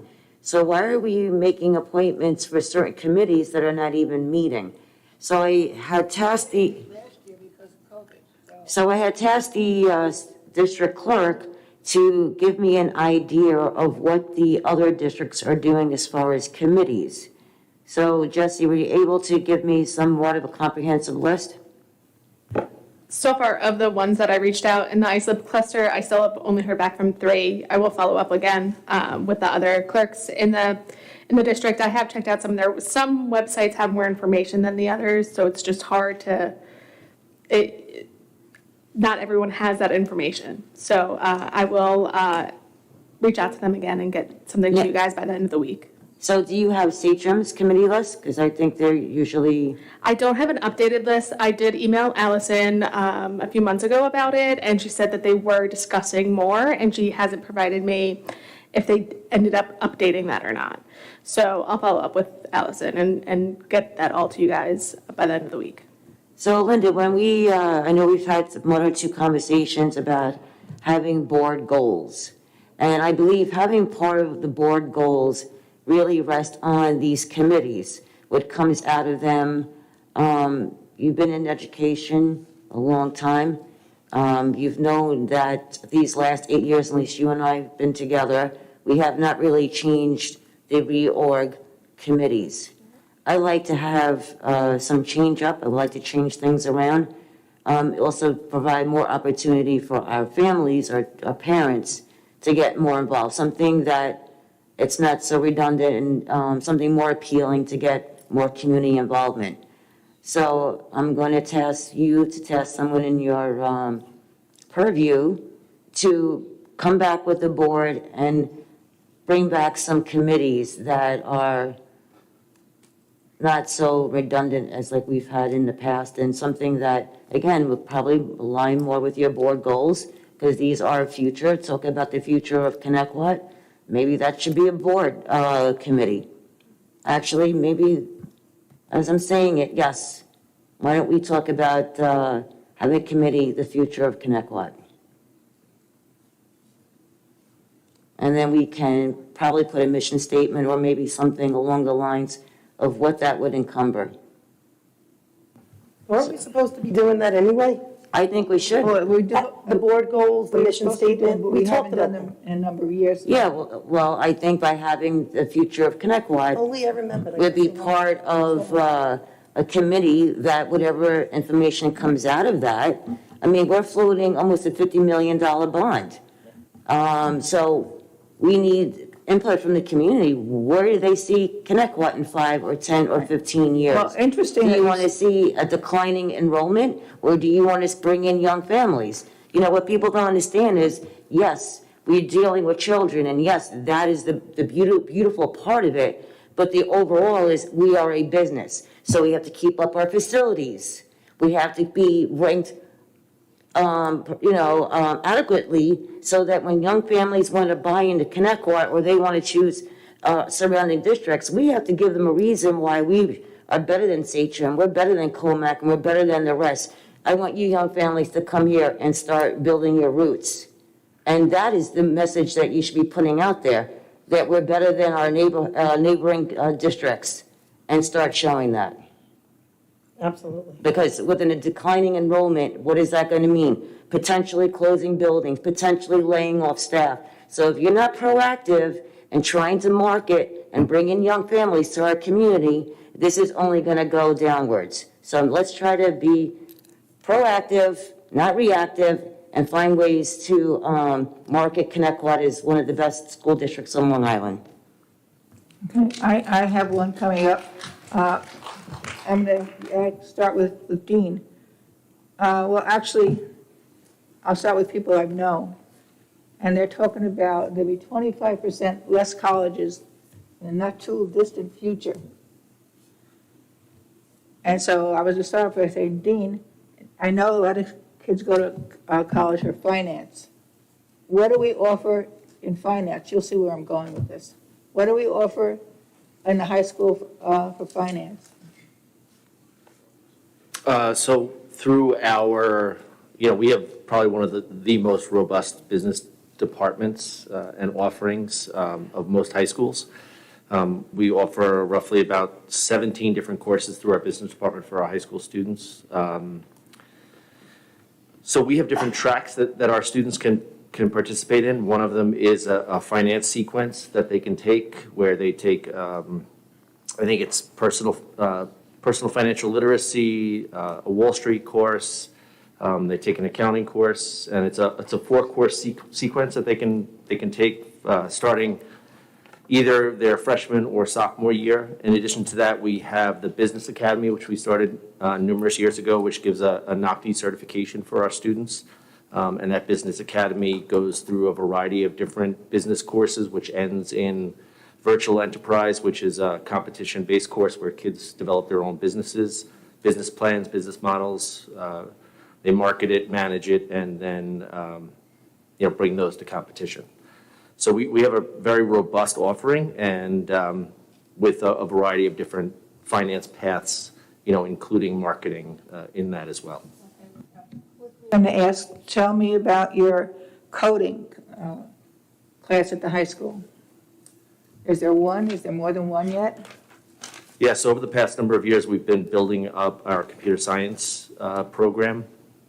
As you remember, several years ago, we developed our computer science and engineering program at the elementary level. We've been working with our students at the middle school level. We have a pilot going this year with one of our math teachers teaching computer science skills in the off period of math. In addition to that, we have, again, I'm going to use the word robust, but a really robust offering at the high school. And we are going into our first year this year of CompTIA, which is a certification that we're going to be offering our students, as well as the traditional AP courses that we offer. I can get you a full breakdown of everything that we've done, and I can present that at the next board meeting. That's good. Now, here's where I'm going with this. And I thought I was unique, but I'm not, because I just found out there are other schools starting to do it. They're treating their high school students as though they were in college. Their class is like an 80-minute class, like it would be in college. Maybe less time a week. I'd have to find out more about it. But I think the future of education is going to be put more on our schools, that kids can leave our schools rather than going to a 4-year university. They can come out being a coder and make a couple $100,000 a year. They can come out being in business. They can make X amount of dollars a year. I think that's where we're going to go. I know Northport School has started something. I think Northport or Kings Park. So can you look into that? And also look into consortium. I know New York City has a few programs like that, particularly in Manhattan. So thank you, Lee. This is part of the vision of what Connect-Quad is going to look at like. We have to not only embrace what we have, but we could all do better. Let's improve it. Let's bring in young families and to show why we are the better district for young families to start their roots. I think we've done a great job so far in the business department. I think with the coding and the science math. And, I don't know enough about the medical field at this point. Well, that's part of getting that table in there. So now we can build a program around that. And that was to bring the other perspective of a medical field. I think Linda knows my intention of why that table was important, because that was a step closer to getting kids more familiar, or at least acclimated. And then those that decide that they wanted to do medical, and then all of a sudden see this table and see how intricate it is and how in-depth that it is, it may attract some children, or it may say, hey, you know what? This is not something I would be interested in. It's a good thing I found out now. I can refocus my... Same with business. Right. Their kids are going there and they work out. Right, and that's been, one of the themes that we've, obviously pre-pandemic, with developing the academies within the high school. And right before the pandemic was, I would say our introductory year of our computer science academy at the high school. And having that coursework and electives and really working with our middle school students to understand what those academies are. And they are almost pre-college opportunities for students to, experiment in a major and go through the process to see if it's something that they want to, develop further.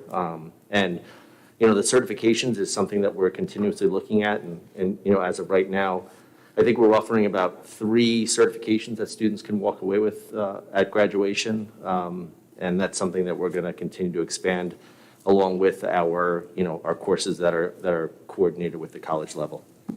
Also known as Dr. Adams, I'm not sure, I think it's Kings Park that's piloting something over there. So, and I think that we really should have a workshop on this. I think it's important for us to see go on to the future. It's probably the most important thing we could do this year. So once you go to that workshop, can you send us something, and then perhaps we can have our own little workshop and brainstorm of kids' future here in Connecticut? Then that answers, your concerns, that we have to constantly go forward, not stay stagnant. Be a leader, not a follower. Right. I have one more thing that I remember here. Okay, and the last thing that I wanted to discuss was there is all sorts of newspaper, media, all sorts of things going around about parents being terrorists. I can only speak for myself as one individual board member. I do not believe parents are domestic terrorists. I do not believe anyone has a right to label parents who protest school policies or advocate. We do not have a right to stop parents from expressing their First Amendment rights or label them as terrorists. Real terrorists were who came here on 9/11 and did damage. That is who are terrorists. Do not use that word in vain. Do not use it to call parents something because they're advocating for their children on one side or the other. If you're for mask mandates, you're for vaccine mandates, God bless. If you're not, and you're for unmasking and no mandates, period, God bless. It shouldn't matter. We are all Connecticut, and we should not, in any way, shape, or form, be calling our neighbors a terrorist. I have to address that because I'm not fearful. I'm not worried about parents in the audience. I encourage people to come. People like me, dislike me, come, speak. That's fine. I encourage you to come speak. You should not be afraid to come speak and advocate for your child. You are your child's best advocate. Never forget that.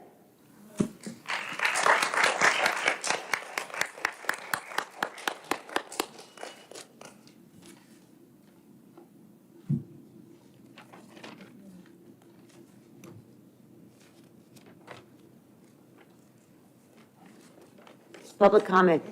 It's just hard to see from where I'm sitting. Okay, we're going to go through the agenda items. If there's any parent wishing to speak about an agenda item only, just raise your hand. And then later on, you'll have your chance. Okay? We only gave out one set of cards tonight with numbers, so we could speak about anything. Well, if it's I'll an... speak about the agenda. If it's an agenda We item... already spoke about it, it's okay, I'm good. So, Jackie, the last meeting you had mentioned, you had requested how much in legal fees we have spent in the past, each budget. I know it's a budget item, but I was wondering if we got those numbers yet on how much the lawsuits have cost our district in the last year, because I know you did request it. Excuse me? It's not time for that comment, it's only for agenda? Well, the agenda, this is part of the agenda. This is regarding the discussion that you had with the schools joining No, the the lawsuit, agenda, I'm correct? sorry, the agenda that we vote on, the consent agenda I was referring to. So what's on the consent agenda? Because when we asked for this, there was only one set of cards tonight. Yeah, that's for the regular discussion, that's not for the consent. This will go fast, this is for consent agenda items only. Okay. You got to pull some for a separate vote, Lee. We're doing financial matters first? I need a motion. Wait a minute, so we're not doing, so that's the end of public comment? The public comment was for consent agenda items only, the first public comment. Second public. We're going to have to talk about that at the next, we're going to have to discuss how we're doing things, Lee, because unfortunately, it really needs to be a board majority. I mean, or we have to relook at these policies because we've never been this stringent with not letting the public talk. They are going to talk. Okay. Let's move on to personnel matters. I need a motion and a second. Motion. Second? Second. I want to pull things for a Aye. separate vote. On the personnel? Which one is it on, Let me see. Hold on. No, I think Jackie, you're the consent agenda. consent agenda, not the Sorry personnel. about that. I know I thought we had 3L and 4L. All right, are you doing it all in favor? Aye? Aye. For personnel matters, Jackie? Aye. Aye. Okay. Financial matters? Now we're going to financial matters. 2 through 5.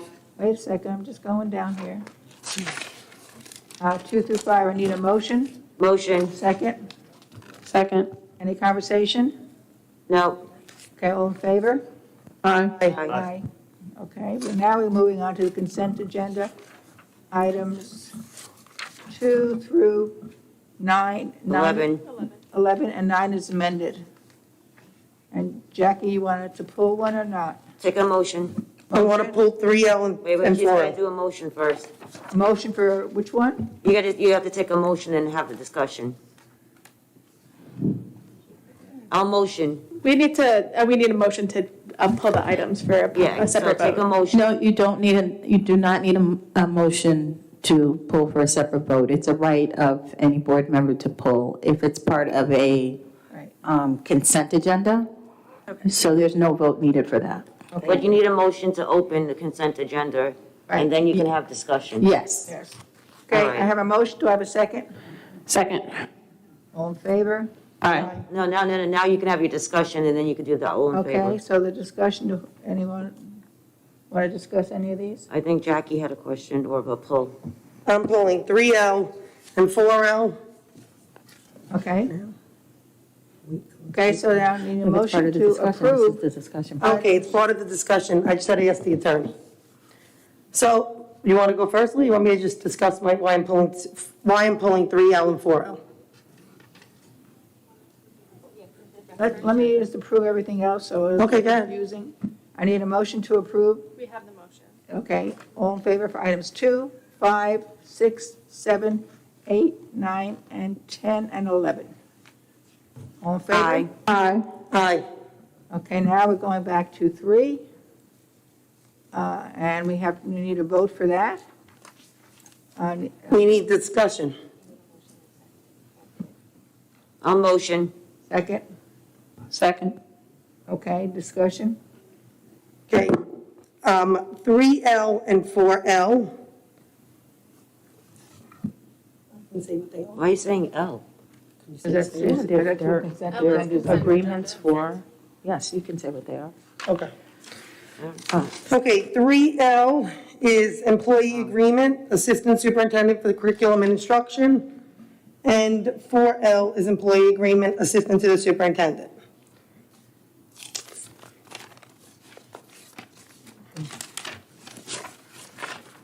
Okay, these positions went up on our consent agenda to a 3.6 increase, a 3.6 increase, and a 2% increase. Is that right, Dr. Adams? I wasn't in the discussion when you guys negotiated these. You say one's at 3.6 and the other one's at 2%? It's 3.6, 3.6, and 2%. And since I don't feel comfortable with those numbers, Wait, elaborate again. So 3.6 for what? increase, 3.6 increase for year 2, 2% increase year 3. So it's 3.6 times 2 and then a 2%? And it's all compounded, yes. Okay. I didn't know about the second 3.6. I guess I didn't. I was fine with the 2% compounded, but that's what I would have been okay with. But I cannot do 3.6 in light of the struggles that have gone on in the community and for the stakeholders and taxpayers, for fiduciary responsibility. I cannot say yes to that at this time. So this is a 3-year contract? Normally these are, Got a raise for 2 years. I think this is backtracking. Retro.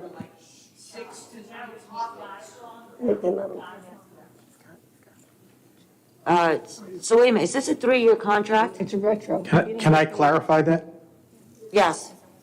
So one of the contracts was not, if you recall, the conversation for one of the positions was a retro appointment for 3.6 for the 2021 school year. Then the 3.6 was for the 21-22 for both.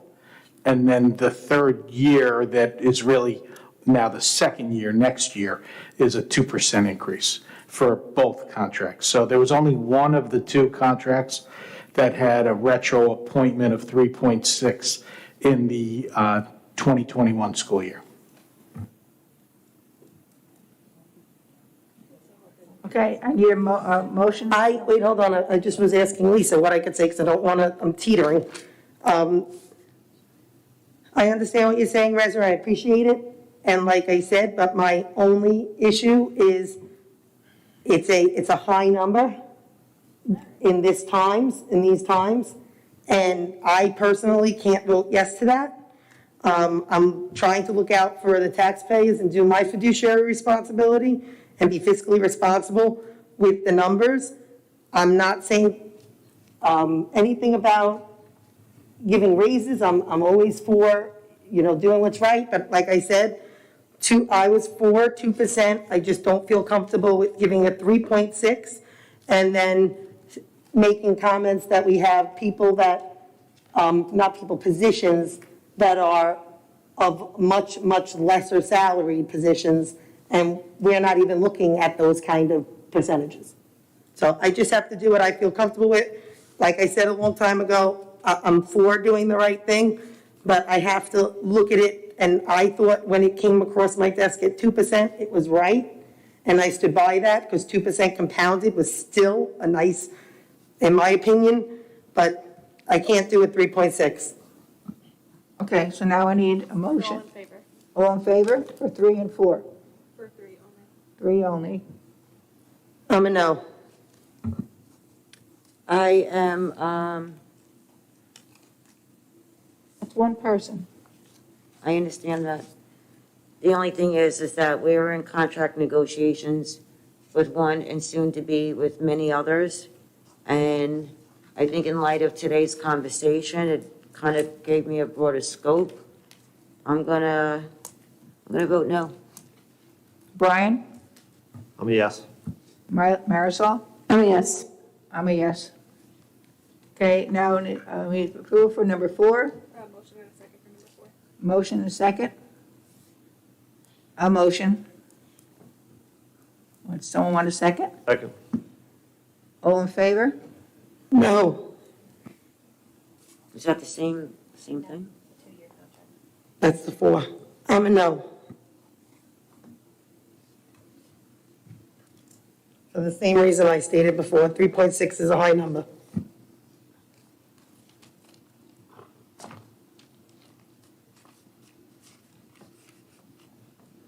Is it 3.6 and then it's a 2?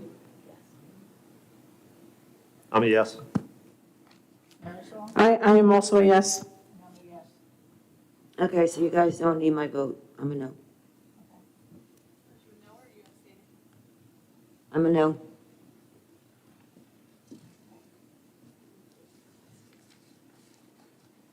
Okay, now, Tom, I can't read this.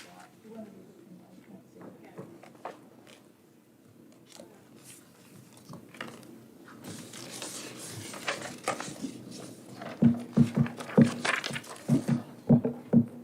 Okay, it is now time for the second public comment period. Please wait for the board president's acknowledgement before stepping up to the podium. You should have received a number upon entering the building if you wish to speak this evening. If you did not, please see a security guard in the back to receive a number. Any person wishing to address the board shall address the board president only. Comments should be kept as brief as possible and relate to school matters. Each person will be limited to 3 minutes for one or more topics. If members of the audience speak out of turn, the board will take an immediate recess until order is restored. You will hear a bell at the end of your 3 minutes. Any specific questions will be answered by the appropriate party and posted to our district board docs page, which can be accessed through the district's website. If you have a specific question and would like an email follow-up directly, please complete the card on the podium with your name and contact information. Once complete, please provide that to the district clerk, which is myself, and that is just if you want an individual email after the meeting.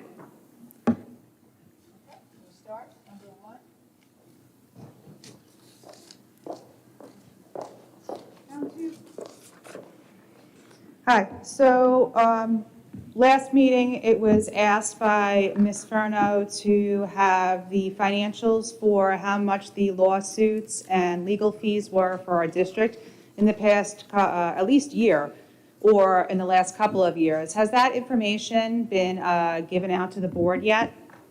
Not that I remember. Okay, why not? Why don't we have? I haven't received that information either, and I've been asking for it, but I know that it's supposed to be a lot of work that needs to go into getting that Right. information. So I'm aware of what our budget lines are, as I have been for the past almost 20 years. We have a large legal fee budget, as needed for most districts. It's not uncommon, it's typical. I'm also aware of numerous lawsuits that have been brought against the district, and there are plenty in litigation still that will cost the district money.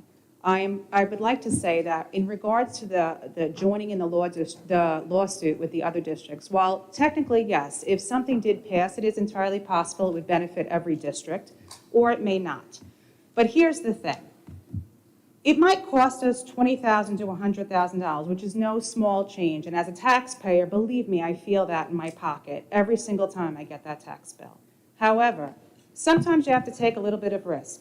We have gone to bat for things that we knew were blatantly wrong, and the district was sued, and the people won, and they were paid, and it was wrong. We went against contracts. It was dragged on for years. I sat at these meetings and listened to the argument for years about nonsensical stuff.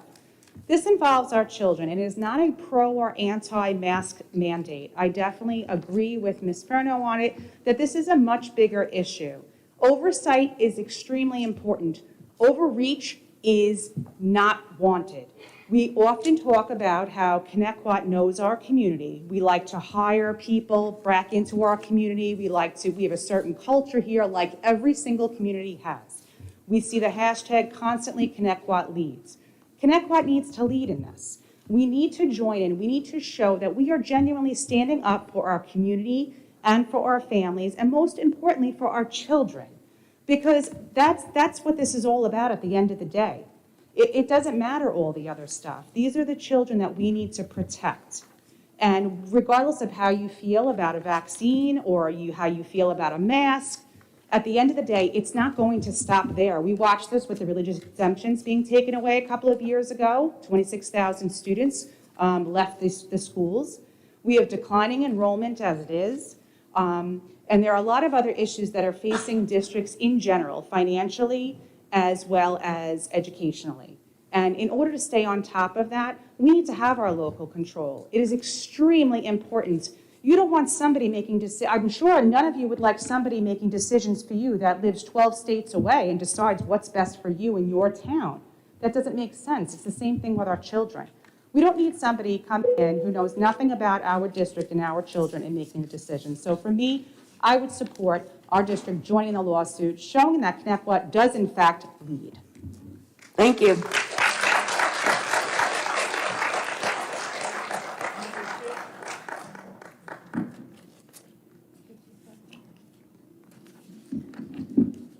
Okay, first I'd just like to talk about the mask breaks. I'd like to acknowledge that the kids are letting us know many teachers are giving them breaks, and we want to thank those teachers and let them know we're grateful that they are making our kids comfortable in the rooms. So thank you to those teachers. We hope that things are going to ease up as time goes on.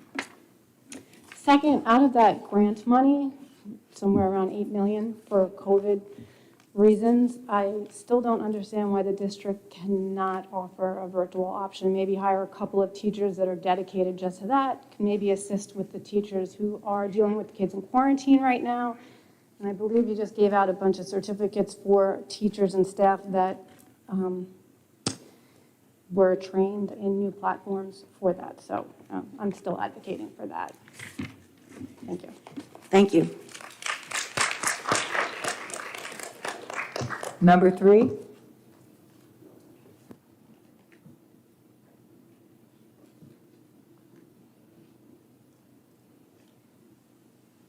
Number 4.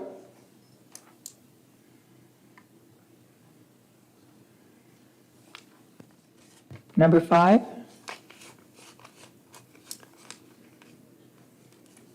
Number 6.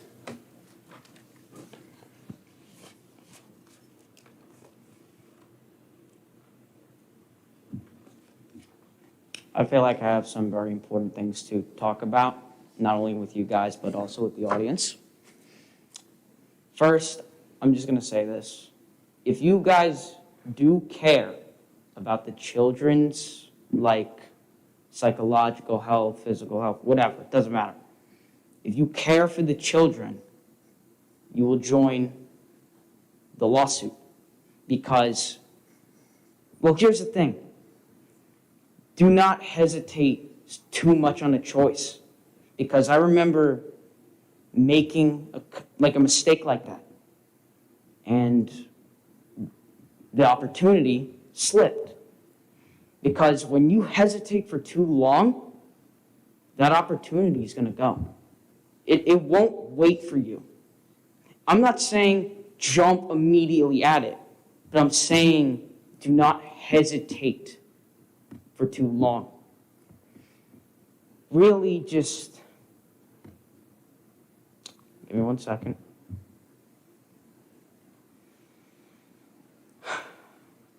Just, this whole mask mandate, it's going to go from masks to the vaccine, and it's going to continue to get worse if action is not taken. And if ConnectWatt does not join the lawsuit, right? Because if you didn't notice, when one person stands up, it makes it easier for other people to stand up, right? So I remember hearing someone, right, talking about how, what's the point in joining the lawsuit if it's only one district that's going in? But, well, kind of like that. But basically, when you stand up and say ConnectWatt stands up, goes into the lawsuit, it can encourage other districts to do the same. Does that make sense? Yes. And I already said it, really just, if something doesn't happen, it's going to get worse. And it's going to go from democracy to dictatorship. It's that simple. There is no avoiding that if something's not done. I rest my case. Thank you. Thank you. Thank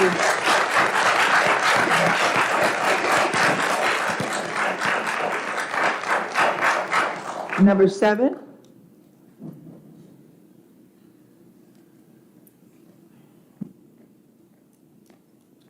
All right, well, I do think that there's something that, should be addressed, with the students, with the whole mask thing.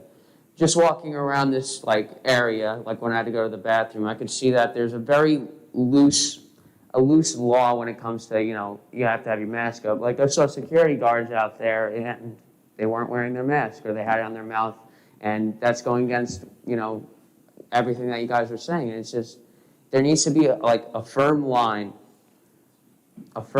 for you to, follow, and then, students and everyone else will be able to follow. You have to set an example, which will then lead to everyone else following as a result. That's all I had to say, but, there you go. Thank you. Number 8.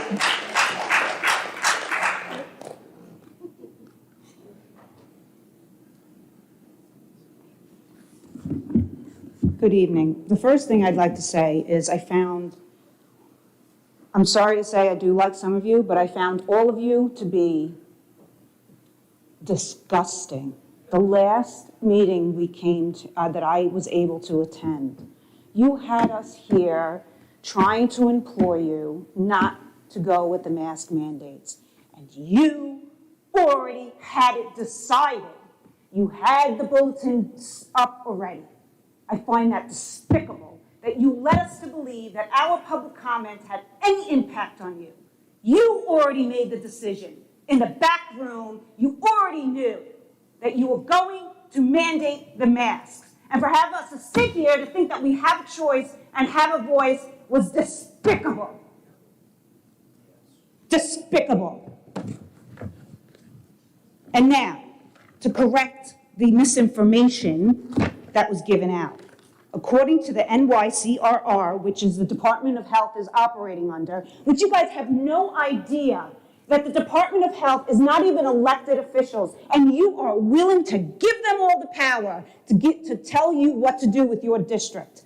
The NYCRR, specifically in the appendix, specifically states that there are exemptions to be made for people with medical conditions who are medically tolerant for a face mask over the age of 2 in certain settings. That woman had to disclose her medical information because you insisted that she put a mask on? You couldn't just take her word that she has a medical information? But you're going to sit here, and I guarantee some of you are going to want to see vaccine cards. Well, I'll be damned if you'll know what my medical information is going to be, because then I'm going to ask you, what is your medical information? It's disgusting. Disgusting. You should be embarrassed. And you should join the lawsuit. And let me just tell you, I have the lawsuit. It's written right here. It was filed. So just so you know, I have a legal background. I know what I'm talking about. And since it's already been filed, even if we wanted to start it, you can make a motion to amend. And according to the CPLR, it is completely under the judge's discretion to add additional plaintiffs, especially when at the time of the filing, this attorney didn't know that this district was on board to do it. So you do have the time. There is a 30-day limit according to the CPLR, but you can make arguments that he was unaware and that we were too stupid to voice and join it at the time that he drafted it. So you can add it. That's number one. Number two, it's not about just the masking. It is about the constitutional overreach of the Department of Health amending the New York Code and rules and regulations without it going through the legislature. Do you have any idea what they're doing? You have no clue. And I heard the bell, and I'm not stopping. You have no idea. The legislature makes the laws, and they pass the rules and regulations, and you guys are allowing them to just railroad you. Our elections will be nothing. Our legislature will be nothing. You know what? You're campaigning for elections I'm sorry, mean ma'am. absolutely nothing if we don't join this lawsuit and stop the tyranny. I'm sorry.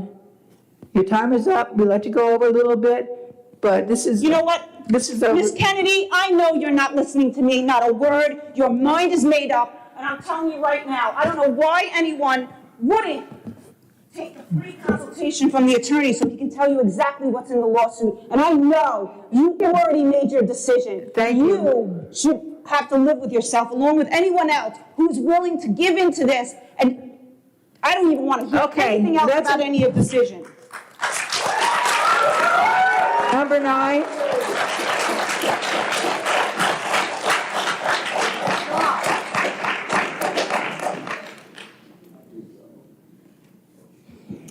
Hi. You've had the pleasure of hearing both my sons, and they're excellent speakers. So I'm going to start with just a few things. Number one, there's a lot of emotions in the room, and I understand why they're having it. But my biggest thing, like I talk about, is the mental health piece. If we don't join in the lawsuit and we keep having these mandates and all these issues, then there's going to be a silence and a real problem with children's mental health. And another thing is, by joining the lawsuit, you're kind of sending out a message that, hey, Connecticut cares about our children, cares about the parents, and wants to have it back in a local thing. Like one of the women said, you don't want someone else in Timbuktu telling you what to do. And that's kind of how I feel. But I understand about the pandemic. I'm not insensitive to that. But the problem is, there's a tsunami of such stress that the kids are having serious mental health issues. I'll give you an example. I know a particular counselor who has said to me that there are tons of kids that she's counseling that are refusing to go to school. And they're going to me, well, your son is going to school. I'm just going to tell you, my son is going to school because I'm making him go to school. I'm being a parent. I'm not going to have somebody tell me I can't parent my kid. I tell them, you're going to school or I'll drag you there. I mean, it's that simple. But the reason you have to ask, why are kids reluctant to go to school? It's because of some of the psychological and mental issues that really have to be addressed. And I know I'm going to try to not go over. So, Lee, I apologize. I will do my best. Okay. I think yelling at you guys is not the way to do it. I mean, I understand the frustration, don't get me wrong, but I'm just trying to get through to you that you talk about low enrollment. Well, change that by showing that you care about the kids and that you want to get things done. And like I said, the mandates, they're getting more and more unreal, like especially with the sick situation. My daughter has been home, like on and off with a fever. You send her in, they kick her out. The slightest, symptom, bam, got to get a COVID test. My kid's pediatrician's like, she already has her COVID test, so send her back to school. This is where it goes back and forth, and this is where there's got to be some control because it's spinning like a hamster wheel out of control. So, am I? No, I'm not out of time yet. Okay. So, I know you heard my son's reactions and they were getting frustrated. And I can understand why they're frustrated. Put yourselves in their position. See the masks that you have on and you're in your cubicles. Think of all that exorbitant pressure and then the teachers are drilling stuff and everything. So just really consider doing the lawsuit. Okay, thank you. You're welcome.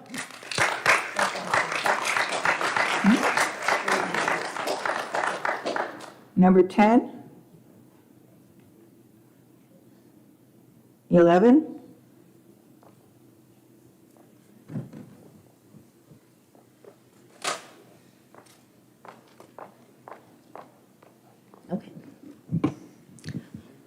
Good evening. I'm sorry if I missed a few things. I arrived late. But I want to kind of piggyback off of what Jackie said about the memorandum from Attorney General Garland that he put forth, stating that parents were domestic terrorists if they want to speak up and advocate for their children. So I don't know if you can do this, but I am here to formally and respectfully request that our Connecticut Central School District Board of Education, during this public comment, at some point during this meeting, if not now, for you to formally denounce that memorandum with the intention of preventing further division within our district and protecting our constitutional rights as parents and your stakeholders. Will you denounce that memorandum?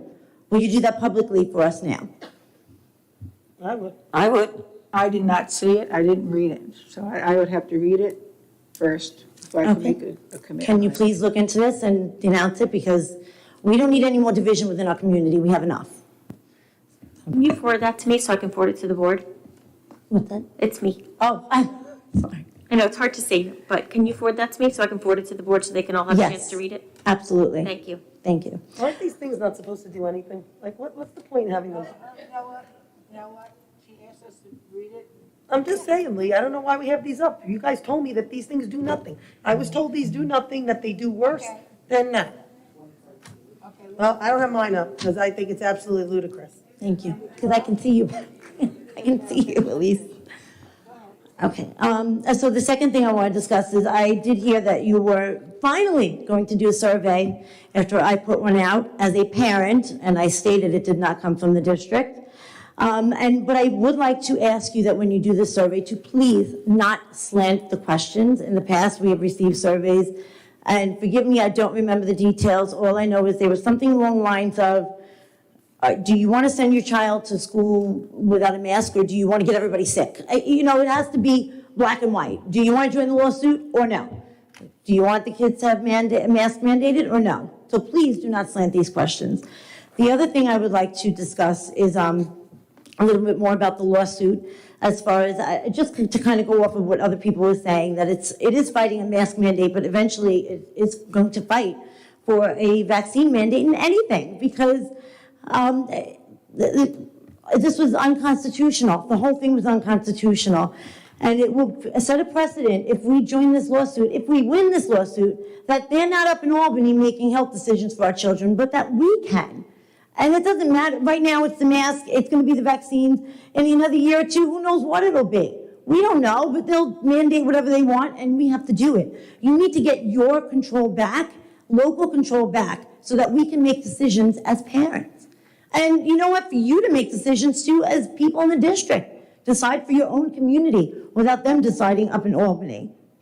And it is extremely important that more districts join. I know people saying that, but you know, it makes a difference. Oh, I'm sorry. If we remember Erin Brockovich, it does make a difference. And one last thing, I promise. As far as the consent agenda and the public comment, I do believe something needs to be done about that, because the consent agenda that you want people to comment on comes after that public comment section, and nobody's doing their homework. Nobody is printing this out and reading it before the board meeting, so they have no idea what to talk about during that portion. So please rethink that. You're right about that. Thank you. But they used to have those in the back. They used to have it down here. Okay. District clerk is going to have, we used to do that. We used to have paper copies for anyone that was interested in the consent agenda, so I think we'll do that again. Number 12.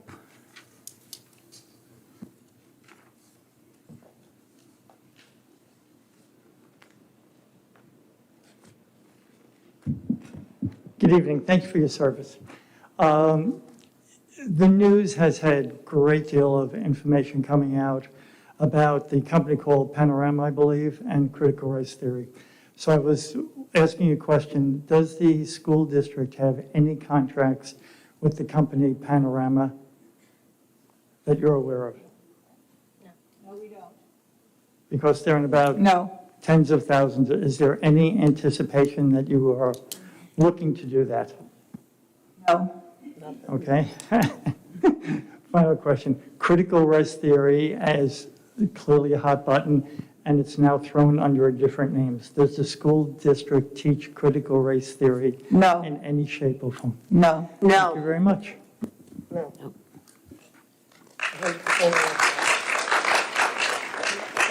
Number 13.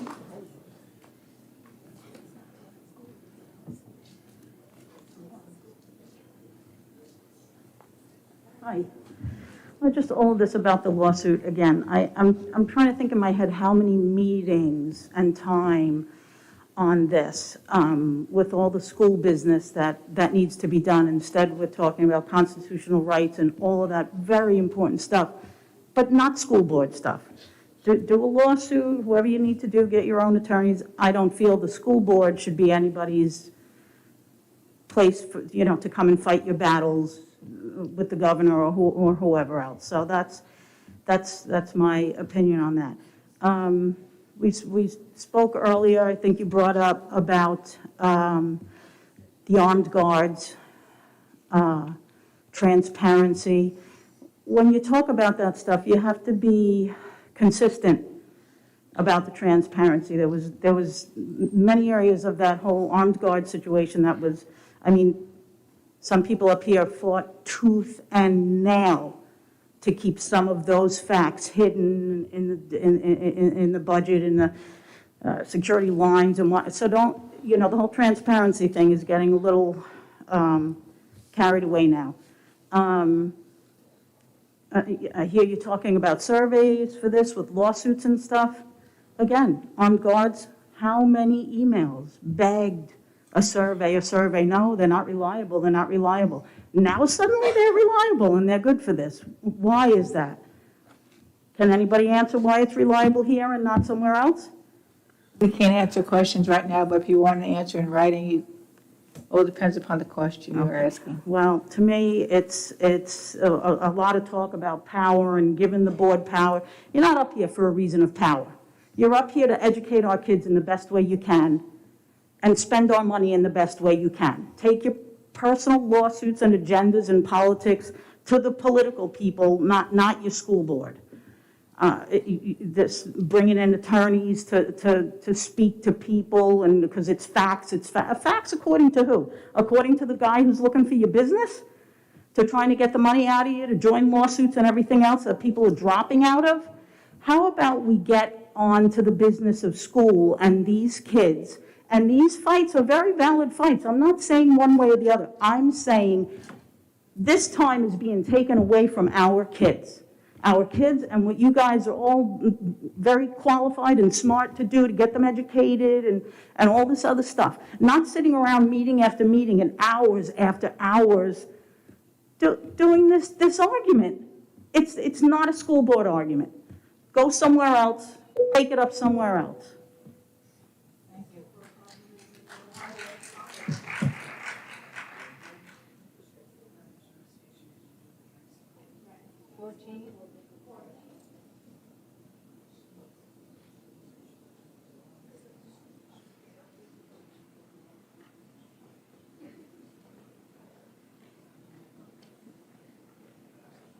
I first want to thank you, Lee, for making a public spectacle of me over not wearing a mask over a medical condition that is private and no one's business.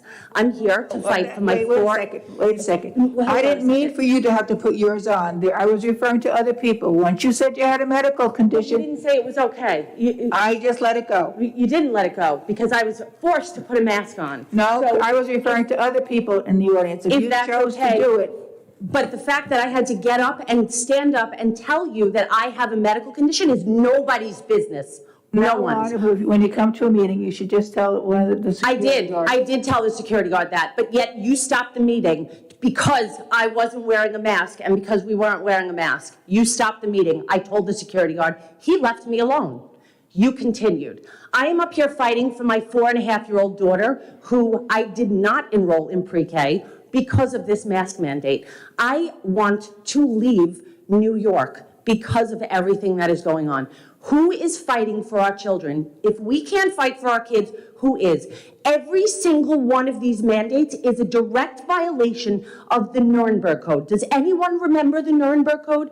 Every single law that has been put in place to protect us is being violated. Why? Who is standing up for our children? No one, except the parents. I will be damned if my 4.5-year-old is going to sit in school for 6, 7, 8 hours a day with a mask on. That is not going to happen. I will keep her home. I have the homeschool paperwork already. I will not enroll her next year. And if this continues, I will leave the district, I'll leave the state, and I'll do what I need to do to protect my family.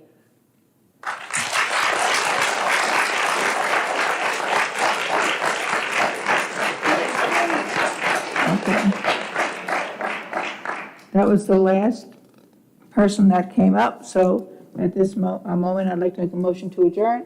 Lee, did you ask if anyone else wants to speak? If there's any Oh, other no, members? I was told by the district clerk this was the last speaker. Okay, there's nobody else who wants to speak. I like to at least ask people. Anyway, need a motion to adjourn. Motion. Second. All in favor?